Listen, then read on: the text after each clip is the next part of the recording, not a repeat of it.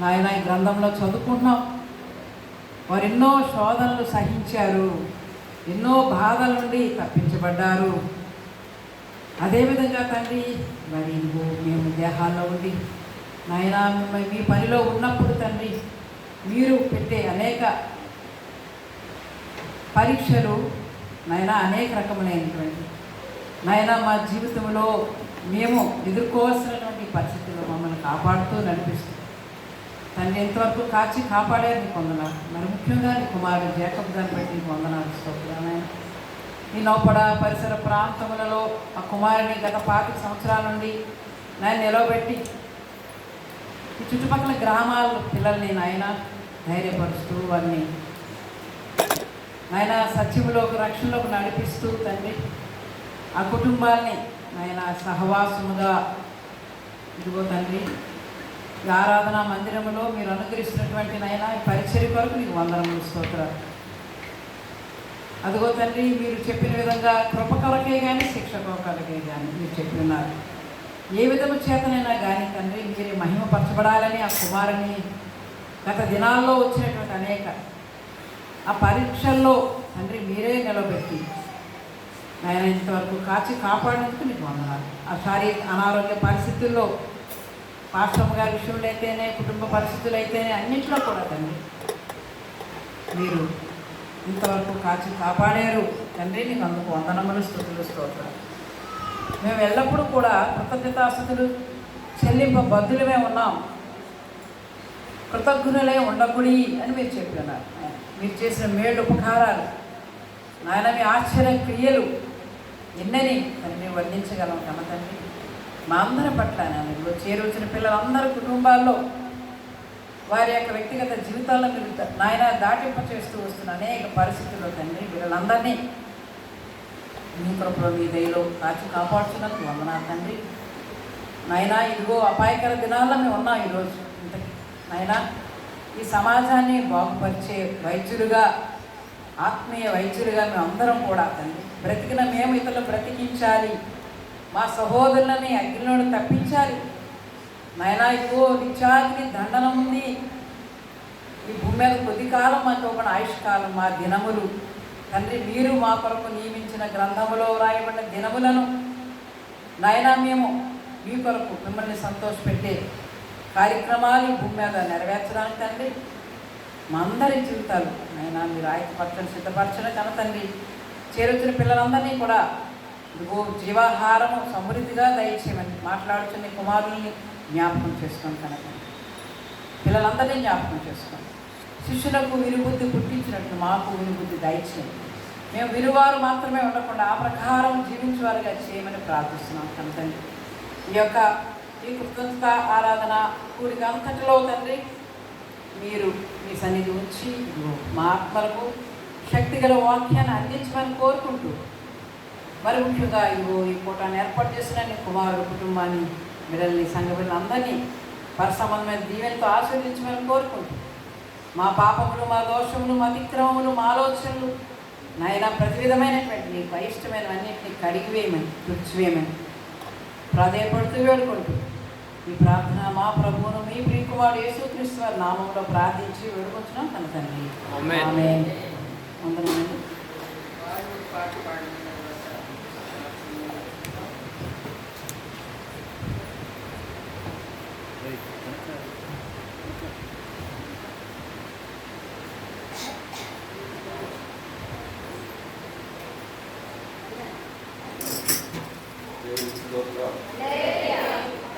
హల్లెలూయా, హల్లెలూయా.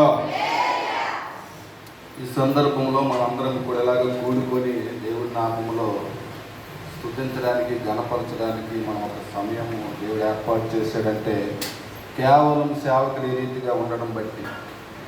మీకు చాలామంది చూసుండకపోవచ్చు, పాస్టర్ గారు బలహీనత ఉన్న సమయంలో మేము దగ్గరగా చూసాము. మరలా పాస్టర్ గారు బ్రతికి ఇలాగ దేవుని సన్నిధిలో వాక్య పరిచర్య చేస్తారని మేము ఏమాత్రం కూడా అనుకోలేదు అన్నమాట. ఎందుకంటే చాలా ఘోరమైన పరిస్థితులు ఆయన మేము చూసాం. చాలామంది మరి విశ్రాంతి దినం ఆదివారం పూట నీట్గా ఆయన స్నానం చేసి డ్రెస్ వేసి అలాగే బలిపెట్టి మీద కూర్చోబెడితే ఆ నీట్గా ఉన్నారులే అనుకునేవారు చాలామంది. కానీ ప్రతి దినము ఇక్కడే ఉంటాను కాబట్టి ప్రతి దినము మేము చాలామంది ఇక్కడ ఉండి చూస్తుంటాం కాబట్టి పాస్టర్ గారి పరిస్థితి ఎలా ఉన్నదనేది మాకు తెలుసు అనమాట. మరలా ఈరోజు ఈ రీతిగా ఉంటారని ఏమాత్రం కూడా మేము ఊహించలేదు. ఏదైనా జరిగితే పరిస్థితి ఏంటి అనేది అనుదినం కూడా ఆలోచన చేసుకునే పరిస్థితి మరి. కానీ దేవుడు ఈ రీతిగా ఏర్పాటు చేసినందుకు దేవుడికి కృతజ్ఞతాస్తుతులు. ఈ సమయంలో పాట పాడి దేవుడు నామని మహిమపడతాం. ఎరిగి ఉన్నానయ్యా నీకేది అసాధ్యము కాదని స్టీవెన్ సన్ గారు పాడిన పాట పాడుకుని దేవుడు నామని మహిమపడతాం. హల్లెలూయా. ఎరిగి ఉన్నానయ్యా నీకేది అసాధ్యము కాదని తెలుసుకున్నానయ్యా నీవెప్పుడు మేలు చేస్తావని. ఎరిగి ఉన్నానయ్యా నీకేది అసాధ్యము కాదని తెలుసుకున్నానయ్యా నీవెప్పుడు మేలు చేస్తావని. మార్పులేని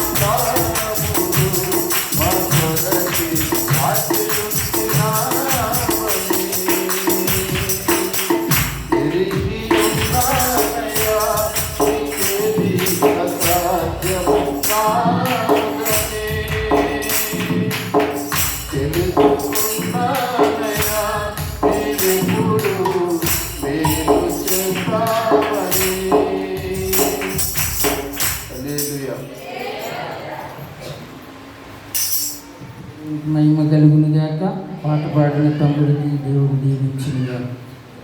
ఈ బ్రదరు వాళ్ళ బాబు వయసులో నా శిష్యుడు, 7వ తరగతి చదివేవాడు. ప్రియమైన దేవుని బిడ్డలారా, చక్కని స్వరాలు, దేవుడి సంఘంలో మంచి పాటలు పాడే బిడ్డలు, సంఘం అంతట్లో కూడా 200 పైనే చక్కని స్వరాలు పాడే బిడ్డలు దేవుడు ఇచ్చాడు. చాలా సంతోషం. ప్రియమైన దేవుని బిడ్డలారా, నువ్వు బాల్య దినాల్లోంచి నమ్మకముగా ఉన్నప్పుడు నేను విడవను అన్న దేవుని వాగ్దానం ప్రతి ఒక్కరి పట్ల నెరవేర్చేవాడు. ఇప్పుడు సమయం మొదటిగా కుమారుడు విజయ్ మరి ఒక 10 నిమిషాలు, ఎక్కువ సమయం ఇవ్వలేము, 10 నిమిషాలు దేవుని మాటలు, గ్రీటింగ్స్, మరి ఇచ్చిన సాక్ష్యం బట్టి మంచి మాటలు 10 నిమిషాలు మాట్లాడాలని మనం చేస్తాం. హల్లెలూయా.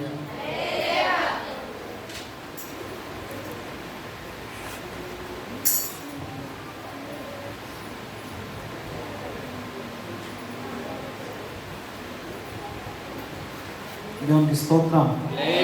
హల్లెలూయా. మీ అందరికీ హృదయపూర్వక వందనములు. అవకాశం ఇచ్చిన పాస్టర్ గారికి, అదేవిధంగా వేదికపై కూర్చున్న ప్రతి ఒక్క దైవజనునికి నా యొక్క హృదయపూర్వక వందనములు.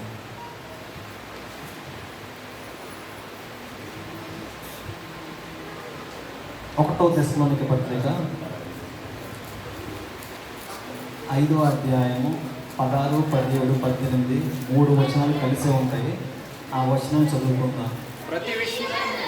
ప్రతి విషయమునందును కృతజ్ఞతాస్తుతులు చెల్లించుడి, ఇలాగు చేయుట యేసుక్రీస్తునందు మీ విషయములలో దేవుని చిత్తము. చాలు. దేవునికి స్తోత్రం. హల్లెలూయా. హల్లెలూయా. గడిచిన చాలా సంవత్సరాల నుండి నాకు కూడా పాస్టర్ గారితో బాగా పరిచయం. అదేవిధంగా వాళ్ళ పిల్లలు కూడా మంచి చెల్లి తమ్ముళ్ళలాగా ఉంటారు. నాకు ఎవరు లేరు, సింగల్ మా అమ్మ నాన్నకి, కానీ సొంత అన్నలాగే చూస్తారు నాకు వీళ్ళిద్దరు. అదేవిధంగా పాస్టర్ గారు కూడా ఎప్పుడు నాకు పేరు పెట్టి పిల్లలు, సన్ను అని ఇంగ్లీష్లోనే పిలుస్తుంటారు. నేను ఆయన్ని ఎప్పుడు పాస్టర్ గారు అని పిలను, ఎప్పుడు బిషప్ గారిని పిలుస్తాను. ఆయన కోసం నాకు చాలా విషయాలు చెప్పడానికి ఉన్నాయి, కానీ నా సమయం కూడా తక్కువ చెప్తాను. ఎవరిని ఇసిగించను నేను. నా సమయం తగ్గట్టుగా ఆయన ఇచ్చాడు 10 నిమిషాలే. దేవునికి స్తోత్రం. హల్లెలూయా. హల్లెలూయా. నాకు ఆయన చాలా ఇష్టం. నాకైనా చాలా ఇష్టం. వాళ్ళ జీవితంలో స్టార్టింగ్ నుండి నేను చూస్తూనే ఉన్నాను. అంటే చర్చ్ రేక్సెట్ల నుండి చూస్తూనే ఉన్నాను. పునాదుల టైంలో వచ్చాను, స్లాబ్ టైంలో వచ్చాను. ప్రతి సమయంలో ఉన్నాను నేను కూడా. కరెక్ట్గా వర్షాకాల టైంలో స్లాబ్లు వేసేవారు. అయినా సరే అక్కడ కూడా దేవుడు వాళ్ళ పైన కనికరం చూపించారు. వర్షాకాలంలో స్లాబ్ వేస్తే ఎవరైనా నవ్వుతారు ఆగస్టు నెలలోనే, కానీ ఆ టైంలో కూడా అంత విశ్వాసంతో స్లాబ్ వేసేసేవారు. కానీ దేవుడు కూడా కనికరం చూపించేవారు వారి పట్ల. దేవునికి స్తోత్రం. హల్లెలూయా. ఇప్పుడు చదువుకున్న వాక్యంలోన 1వ తెస్సలోనిక పత్రిక 5వ అధ్యాయం 16, 17, 18 వచనాల్లో ఇక్కడ చాలా మంచి మాట ఉంది. ఏమనంటే, ప్రతి విషయమందును కృతజ్ఞతాస్తుతులు చెల్లించుడి. ప్రతి విషయమందును ఏం చేయాలి మనం దేవుణ్ణి? కృతజ్ఞత అంటే అర్థం ఏంటి? కృతజ్ఞత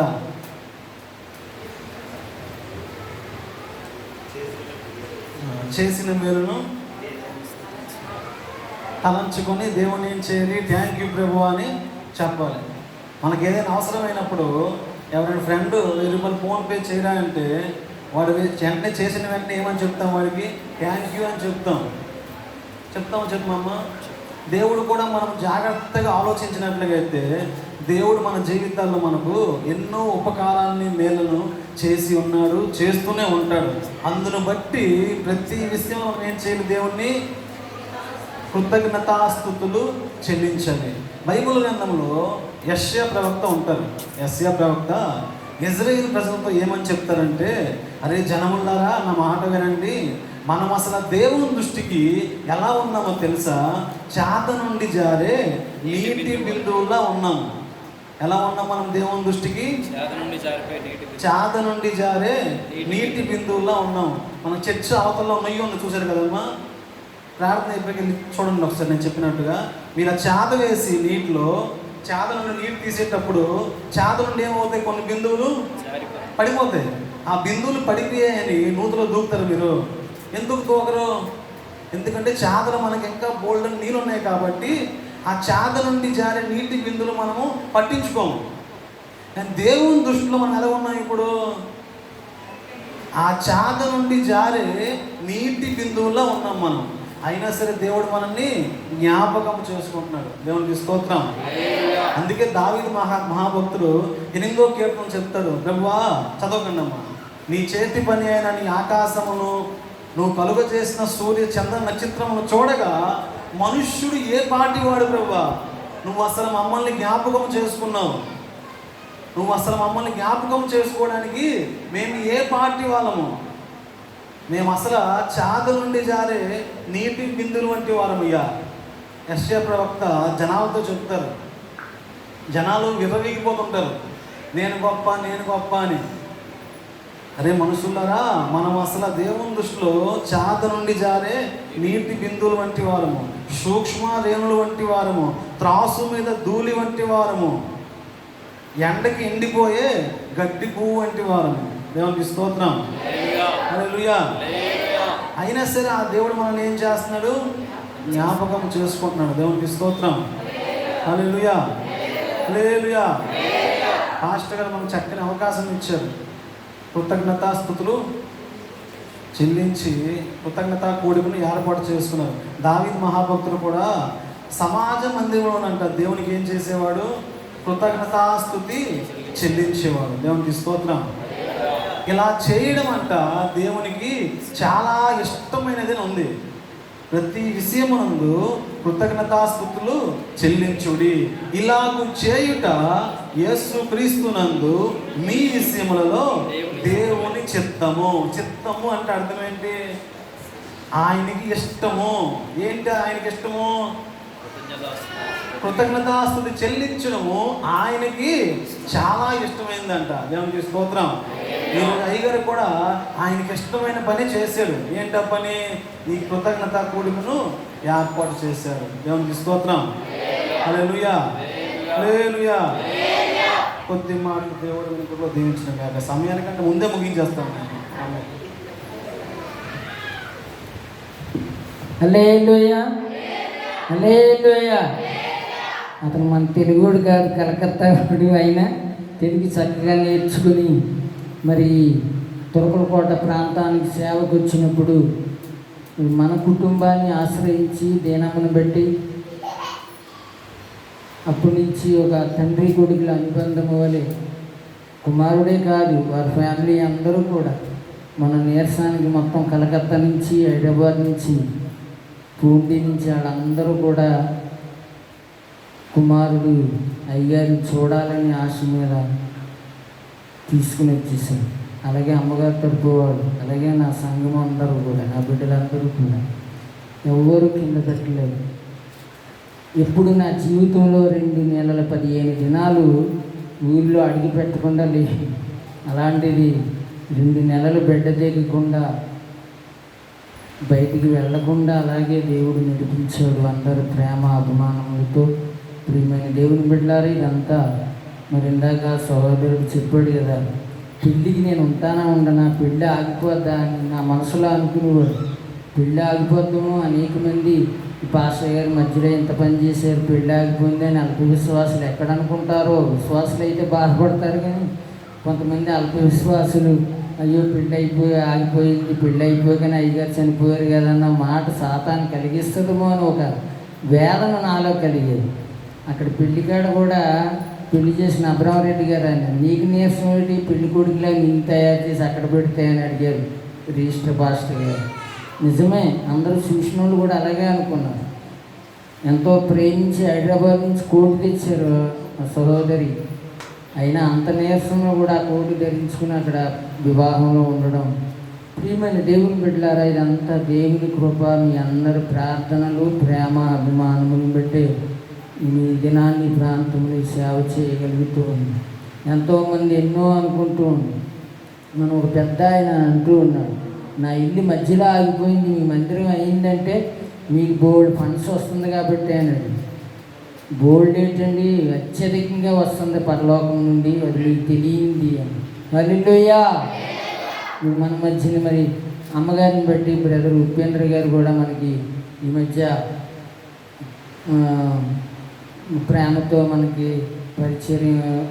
పరిచయం అవ్వారు కాబట్టి వారు కూడా మనం దేనికైనా పిలుస్తూ ఉంటారు. బ్రదర్ ఇలాగా అంటే వారు కూడా వచ్చారు. వారు కూడా ఒక 10 నిమిషాలు దేవుని మాటలు అందివ్వాలని మనం చేస్తూ ఉన్నాం.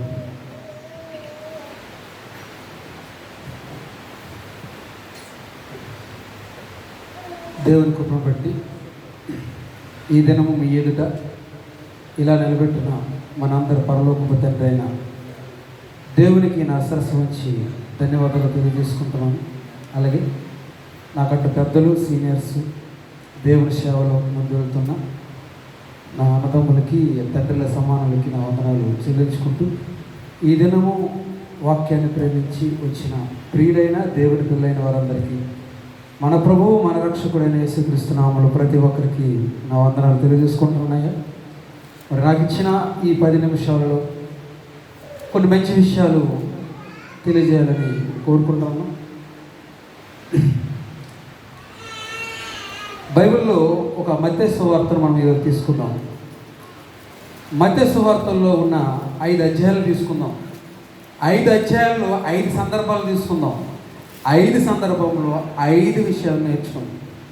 5 విషయాలు ఏంటంటే 5 వచనాలు. ఈ 5 అధ్యాయాల్లో 5 సందర్భాలు 5 వచనాల్లో ఏముందో దానికి జవాబు ఏంటో ఒకసారి మనం బైబిల్లో గమనిద్దాం. మొదటిగా మీ అందరికీ బాగా తెలుసు, మత్తయి సువార్తలో 7 అధ్యాయం ఉంది. 7 అధ్యాయంలో ఒక మాట రాయబడుతుంది. 30 వచనం, 29, 30 వచనంలో అల్ప విశ్వాసులారా అనే పదం ఉంటుంది. దొరికింది మీకు? అల్ప విశ్వాసులారా అంటారు. ఇంతకీ అల్ప విశ్వాసులు ఎవరు? ఇది ఒక ప్రశ్న. అల్ప విశ్వాసులు ఎవరు అని ఈ సందర్భంలో 7 అధ్యాయంలో అల్ప విశ్వాసులారా అని ఒక పదం మనకు కనిపిస్తుంది. అలాగే 8 అధ్యాయంలో అపోస్తులు పడవ మీద వెళ్ళే ప్రయాణంలో వెళ్తున్నప్పుడు యేసుక్రీస్తు అపోస్తులు చూసి అల్ప విశ్వాసులారా అని సంబోధిస్తారు. అది నా అధ్యాయం 8వ అధ్యాయం. అలాగే 14వ అధ్యాయంలో కూడా పేతురు గారు సందర్భంలో, పడవ మీద ఉన్న సందర్భంలో పేతురు గారు కూడా నడుస్తాననే సందర్భంలో పేతురు చూసి అల్ప విశ్వాసి అంటారు. ఇది కూడా మీరు జ్ఞాపకం ఉంచండి. అలాగే 16వ అధ్యాయంలోకి మనం వెళ్ళేటప్పుడు రొట్టెలు అపోస్తులందరూ కూడా మేము రొట్టెలు మర్చిపోయాం అని అడుగుతున్న సందర్భంలో యేసుక్రీస్తు అంటాడు అల్ప విశ్వాసులారా అంటాడు. మొత్తం ఎన్ని? 4, 5. 17వ అధ్యాయంలో 17వ అధ్యాయ సందర్భం వచ్చేసరికి అక్కడ శాస్త్రులు, పరిచయుల గురించి వారు పులిసిన పిండి అంటే వాళ్ళ బోధ గురించి చెప్తున్నప్పుడు అక్కడున్న అపోస్తులు ఏమంటారంటే రొట్టెలు మర్చిపోయామని ఫీల్ అవుతున్నారు. అప్పుడు యేసుప్రభువు వాళ్ళతో క్షమించండి, ఆ 17వ అధ్యాయంలో ఉన్నది ఏంటంటే ఇదిగో విశ్వాసుల అపోస్తుల యొద్దకు ఒక బాగులేని వ్యక్తికి తేవడం జరుగుతుంది. ఆ తెచ్చినప్పుడు వీళ్ళు ఎంత ప్రార్థన చేసినా అందులో నుండి దెయ్యం బయటికి వెళ్ళదు. అప్పుడు ఆమెను యేసుప్రభు దగ్గరికి తెస్తారు. తెచ్చినప్పుడు ఆయన అంటాడు, మీ వాళ్ళ దగ్గరికి నేను తెచ్చాను నా బిడ్డను, కానీ దెయ్యం వెళ్ళగొట్టలేకపోయారు అన్నప్పుడు యేసుప్రభు అంటాడు అల్ప విశ్వాసులారా. మనం 5 సందర్భాలు బైబిల్లో పుస్తకం తీసుకున్నాం. మత్తయి సువార్త, మత్తయి సువార్తలో 5 అధ్యాయాలు తీసుకున్నాం. 5 అధ్యాయాల్లో 5 సందర్భాలు కనిపించాయి. 5 సందర్భంలో ఒక మాట అయితే మనకు బాగా వినబడుతుంది. ఏంటి ఆ మాట అంటే అల్ప విశ్వాసం. ఇందుకే అల్ప విశ్వాసులు ఎవరు అనే ఈ 10 నిమిషాల్లో ఈ పాఠంలో చక్కనైన జవాబు అనేది మనకు దొరుకుతుంది అంటున్నారు. మొదటిది ఆలోచిద్దాం. ఇక్కడ సందర్భము ఈ 6వ అధ్యాయంలో సందర్భం ఏంటంటే జనులు దేని కొరకు ఆలోచిస్తున్నారంటే బట్ట కొరకు, తిండి కొరకు, బట్ట కొరకు, తిండి కొరకు. అప్పుడు యేసుప్రభువు ఏమంటున్నాడు, ఆకాశ పక్షులు చూడండి, ఆ విత్తవు, కొయ్యవు, కుట్లను కూర్చుకో, ఆయనను మీ పరలోక తండ్రి వాడిని పోషించుచున్నాడు, మిమ్మల్ని ఎందుకు ఆయన పోయించడు అనే ప్రశ్న. అలాగే ఒక గడ్డి పువ్వును చూడండి, దాని అలంకారం ఎంత చక్కగా ఉంటుందో. ఆ అలంకరించింది ఎవరో కాదు, దేవుడు అలంకరించాడు. సొలొమోను రాజు సైతము అలా అలంకరణ అనేది లేదు, వారు కట్టుకోలేదు అని అక్కడ సంబోధిస్తున్నాడు. ఈ సంబోధించి అంటున్నాడు, మీరు ఎందుకు ఇంత అల్ప విశ్వాసము అన్నాడు అంటున్నాడు. ఇక్కడ ఎందుకు అల్ప విశ్వాసము అన్నాడంటే, మనుషులు ఎలా తయారయ్యారంటే భోజనం మీద ఉన్నంత ప్రీతి దేవుడి మీద ఉండట్లేదు, గుడ్డ మీద ఉన్నంత ప్రీతి దేవుడి మీద ఉండట్లేదు. ఈ గుడ్డ కోసం భర్తని అల్లరి పెడతారు, తిండి కోసం ఎన్ని నిరార్థక్షలైనా చేస్తాడు. కానీ ఆ రెండు ఇచ్చిన దేవుడి మీద మాత్రం భారం కలిగి ఉండడు. ఇశ్రాయేలు కూడా ఎన్నో క్రియలు చూశారు. కొంచెం నీరు లేనప్పటికీ వెంటనే ఆ విశ్వాసం ఏమైపోయింది, అసలు దేవుడు మన మధ్య ఉన్నాడో లేడో అని ప్రశ్న వచ్చింది. భోజనం కొంచెం దూరం అయ్యేసరికి దేవుడి మీద మరో డౌట్ వచ్చింది, దేవుడు ఉన్నాడో లేడు. అంటే భోజనాన్ని గొప్ప చేసుకుంటున్నారా తప్ప భోజనాన్ని ఇచ్చిన దేవుడిని మాత్రం చూడలేకపోతున్నారు. ఆ విధంగా ఏ విధంగా? ఆయన జీవాధిపతి, ఆయనే జీవం ఇచ్చేవాడు, ఆయన మనకి ఏదైనా ఇవ్వగలడన్నంత విశ్వాసము. ఒక్క పూట భోజనం లేకపోతుంటే ఆ విశ్వాసం అంత వెళ్ళిపోతుందో తెలియట్లేదు. ఒక్క పూట నీరు లేకపోతుంటే ఆ విశ్వాసం అంత వెళ్ళిపోతుందో తెలియకపోవడం వల్ల యేసుప్రభువు అంటున్నాడు, మీరు ఎందుకు ఇంత అల్పవిశ్వాసాలుగా మారిపోతున్నారు? ఆకాశ పక్షులు చూడండి, గడ్డి పువ్వులు చూడండి, అవి ఎంత చక్కగా దేవుడి మీద ఆధారపడి బతుకుతున్నాయి. మిమ్మల్ని వాటికంటే గొప్పగా చేశాడు కదా, అంత గొప్పగా చేసినప్పుడు మీరెందుకు దేవుడి మీద ఆధారపడలేకపోతున్నారు? అల్ప విశ్వాసాలారా అని ఈ సందర్భం మధ్య గారు చక్కగా వివరించారు. రెండో సందర్భం ఏంటి? 8వ అధ్యాయం. ఈ సందర్భం ఏంటి? పడవ మీద అపోస్తలులందరూ వెళ్తున్నారు. ఇలా అపోస్తలులందరూ వెళ్తున్నప్పుడు అక్కడ ఏం రేగింది? తుఫాన్ అనేది రేగింది, గాలి వచ్చింది. ఈ గాలి తుఫాన్ రాగానే అపోస్తలులందరూ కూడా భయపడిపోతున్నారు. భయపడిపోయి ఏమని భయపడిపోతున్నారు? ఏమో చచ్చిపోతామేమో అని భయపడిపోతున్నారు. అలా భయపడిపోయి యేసుప్రభువు ఒక దగ్గర పడుకుంటే వెళ్ళి వేగంగా, నీకు చింత లేదా? ఇది ఇలా తుఫాన్ అంది, మేము చచ్చిపోయే పరిస్థితులు ఉన్నాం, నీకు చింత లేదా అని వాళ్ళు యేసుప్రభువును లేపారు. అప్పుడు ఏమంటారో తెలుసా?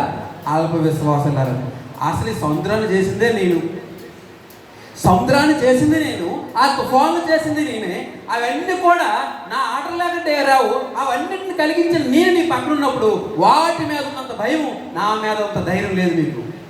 నేనున్నానని ధైర్యం మీకు లేదు, అవి వస్తున్నామని భయం మాత్రం నీకు ఉంది. అవి వస్తున్నామని భయం ఉంది కానీ నేనున్నాననే ధైర్యం నీకు లేదు. దేవుడి పిల్లరా, మనకి ఏ సమస్యలైనా రావచ్చు, ఏ కష్టాలైనా రావచ్చు, ఏ బాధలైనా రావచ్చు, ఎక్కడ కూడా ఆ బాధలు దేవుడి కంటే గొప్పగా మనం చూడకూడదు, దేవుడి కంటే పెద్దగా దాన్ని మనము చూడకూడదు. ఎందుకంటే సమస్య ఏదైనా అది దేవుడి కంట చిన్నదే, దేవుడే గొప్పడు. అందులో అపోస్తలులు ఏం చేశారంటే దేవుడిని, అంటే పక్కనున్న యేసుక్రీస్తుని తగ్గించారు. ఆ తుఫాన్ ఏం చేసుకున్నారు? దాని మీద భయం మాత్రం చాలా ఎక్కువైపోయింది, కానీ దేవుడు ఉన్నాడనే ధైర్యం మాత్రం చాలా తక్కువ అయిపోయింది. అందుకే ఆ సందర్భంలో అంటున్నాడు యేసుప్రభువు, అల్ప విశ్వాసులారా, వాటి చూసి అంత భయపడుతున్నారు, నేను నీ పక్కన ఉన్నప్పుడు నువ్వు ఎంత ధైర్యంగా ఉండాలి అన్నాడు. వెంటనే సందర్భాన్ని గర్దించాడు, అప్పుడు వెంటనే సైలెంట్ అయిపోయింది. అప్పుడు వాళ్ళకి అర్థమవుతుంది, ఏంటైనా ఈయన గర్దించగానే సందర్భం ఏమైపోయింది? సైలెంట్ అయిపోయింది, లోబడిపోయిందని వాళ్ళందరూ ఆశ్చర్యానికి గురైపోయారు. సంద్రాన్ని చేసిన వాడు సంద్రాన్ని గర్దించడం కానీ సైలెంట్గా వెళ్ళిపోయింది.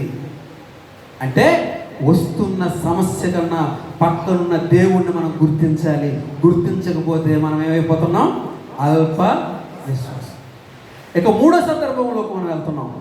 ఇదే సందర్భము, సేమ్ అదే పడవ, సేమ్ అదే తుఫాను, కానీ యేసుక్రీస్తు నడుచుకుని రావడం సముద్రం మీద సందర్భం. యేసుక్రీస్తు ఏం చేస్తున్నారు? నడుచుకొని వస్తున్నారు.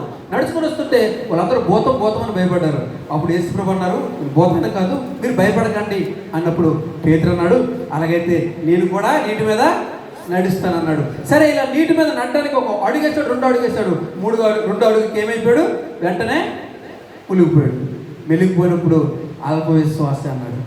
ఎందుకు అల్ప విశ్వాసం అన్నాడు? ఒరే, ఈ సముద్రాన్ని చూస్తున్నావు, ఆ తుఫాను చూస్తున్నావు, కానీ నన్ను మాత్రం నువ్వు చూడట్లేదు. అవేంటో నీకు అర్థమయ్యాయి, నేనేంటో నీకు అర్థం కాలేదు. అందుకే నువ్వు అల్ప విశ్వాసం, అందుకే మునిగిపోతున్నావు. సంద్రము కాదు, తుఫాను కాదు, వాడిని సృష్టించిన నేను. అందుకే దీని మీద నడిచొస్తున్నప్పుడు కూడా నువ్వు నన్ను ఏం చేయలేకపోతున్నావు? అర్థం చేసుకోలేకపోతున్నావు. అంటే తుఫాను లాంటివే కాదు, సముద్రమే పడగలెత్తి మీద పడుతున్నా దానికన్నా గొప్పవాడు నీ దేవుడని నీ హృదయంలో బలపడలేదు తప్ప ఎక్కడ కూడా బలహీనమైనది మనలోకి రాకూడదు. ఎందుకంటే ఈ సృష్టిని చేసింది ఎవరో చెప్పండి? దేవుడే. దేవుడి పాదాల కింద ఉండేది సృష్టి. ఈ సృష్టిలో ఏదో ఒక తుఫాను వచ్చిందని నువ్వు దేవుడిని చిన్నగా చూసే అవసరత లేదు. యేసు ప్రభు ఎదుటనే ఉన్నాడు. పేతురు మాత్రం తన హృదయంలో తుఫాను చూసి భయపడ్డాడు తప్ప దేవుడు ఉన్నాడనే ధైర్యం మాత్రం తెచ్చుకోలేదు. ఇక మూడో సందర్భంకి వచ్చినప్పుడు ఇది రొట్టెల సందర్భం. ఈ రొట్టెల సందర్భంలో యేసు ప్రభు ఏమంటాడంటే, సద్దకీయులు పరిసయ్యులు ఉన్నారు కదా, వారు పులిసిన పిండిని గురించి జాగ్రత్త అన్నాడు. అంటే వారు బోధన గురించి జాగ్రత్త చెప్పాడు. వీళ్ళేమనుకుంటున్నారు? మేము రొట్టెలు తేలేదు, చేపలు తేలేదు, అందుకే యేసు ప్రభు ఇలాగ అంటున్నాడు. అప్పుడు యేసు ప్రభు అన్నాడు, అసలు మీరు 2 చేపలు 5 రొట్టెలు ఇచ్చినప్పుడు నేను ఎన్ని చేశాను అన్నాడు. మీరు ఎన్ని గంపలు ఎత్తారు అన్నాడు. ఒకసారి 7 గంపలు, ఒకసారి 12 గంపలు ఎత్తాము సార్. మరి రొట్టెలు లేవని మన దగ్గర ఎందుకు అనుకుంటున్నారు మీరు? రొట్టెలు చేసింది నేనే, ఆ చేపలు చేసింది నేనే. జీవాధిపతిగా నేనే నీ దగ్గర ఉన్నప్పుడు మరలా నువ్వు దేని గురించి ఆలోచిస్తున్నావు? రొట్టెలు చేపలు అంటే చేసి నన్నే పక్కన పెట్టుకుని ఇంకా నువ్వు రొట్టె చేప గురించి ఆలోచిస్తున్నావు అంటే ఇంకా నువ్వు నన్ను గుర్తించలేదు. అందుకే నువ్వేవో అల్ప విశ్వాసులారా. ఎన్ని గంపలు ఎత్తారు రా బాబు మీరు? ఎంత తిన్నారు రా బాబు? ఎన్ని వేల మందికి రొట్టె ముక్కలు పెంచారు? ఎన్ని ఆడపిల్లలకి, మగపిల్లలకి, చిన్నపిల్లలకి ఎంత మందికి మీరు పెంచారు? అంతమందికి పంచడానికి భోజనాలు ఎక్కడి నుంచి వచ్చాయి? నేనే కదా ఇచ్చాను. మరి ఇంత జీవాధిపతి నేను పక్కన ఉన్నప్పుడు వాటి గురించి ఎందుకు ఆయన అల్ప విశ్వాసులారా అంటే అర్థమవుతుంది. చివరిగా 5వ సందర్భం. ఈ 5వ సందర్భంలో కూడా మనం ఆలోచించగలిగితే ఒక ఆయన తన బిడ్డ బాగోలేనప్పుడు, దెయ్యం పట్టినప్పుడు తెస్తాడు. అక్కడ ఉన్న అపొస్తలుల దగ్గర తేగానే వీళ్ళు ప్రార్థన చేస్తున్నారు. ఎంత ప్రార్థన చేసినా సరే ఆ దెయ్యం వెళ్ళట్లే. ఎంత ప్రార్థన చేసినా సరే దెయ్యము వెళ్ళగొట్టలేకపోతున్నారు వీళ్ళు. అప్పుడు ఆ వ్యక్తి ఆ బాగులేని ఆ అమ్మాయిని తీసుకొచ్చి యేసు ప్రభు దగ్గరికి తెచ్చినప్పుడు, అయ్యా మీ అపొస్తలుల దగ్గరికి వచ్చి ఎంత చేశాము కానీ దెయ్యం మాత్రం వెళ్ళగొట్టలేకపోతున్నారు అన్నప్పుడు అప్పుడు యేసు ప్రభు అన్న మాట, అల్ప విశ్వాసులారా. ఏం వెళ్ళగొట్టలేకపోతున్నారు అంటే వీరు దెయ్యాన్ని వెళ్ళగొడతామనే ఫీలింగ్ వీరిలో ఉంది, కానీ దేవుడి మీద ఆధారపడి దెయ్యాన్ని వెళ్ళగొడతామనే ఫీలింగ్ వీళ్ళలో లేదు. దేవుడి మీద ఆధారపడి దెయ్యాలు వెళ్ళగొడతామని ఫీలింగ్ లేదు. వీరి ఫీలింగ్ ఏంటంటే మేమే చేసేస్తాం అనుకుంటున్నారు. మీరు చేయలేరు. మీరు ఎవరి మీద ఆధారపడాలి? దేవుడి మీద ఆధారపడాలి. అపొస్తలులు ఆ టైంలో ఆధారపడలేదు. అందుకంటాడు అల్ప విశ్వాసులారా. మీరు అల్ప విశ్వాసులు అయిపోరు. ఒకవేళ మీకు ఆవగింజంత విశ్వాసం ఉంటే ఈ కొండను తీసి సముద్రంలో ఏమన్నా వేస్తారు. అంటే వీళ్ళు దెయ్యాలు వెళ్ళగొట్టినప్పుడు వీళ్ళు ఏం లేదు, విశ్వాసం లేదు. మరి ఏముంది? వారి మీద వారికి నమ్మకం ఉంది.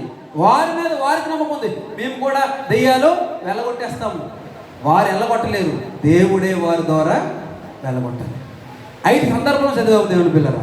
5 సందర్భంలో ఏం కనిపించింది? వీళ్ళు ఎందుకు అల్ప విశ్వాసాలు అయిపోయారంటే వచ్చిన పరిస్థితిని వీళ్ళు గొప్పగా చూసుకుంటున్నారు, దేవుడిని మాత్రము చాలా చిన్నదిగా చూస్తున్నారు. ఈ 5 సందర్భంలో మనకేమర్థమైంది? ఇప్పుడు మనం ఆలోచిద్దాం. మన పరిస్థితులు ఎలా ఉన్నాయి?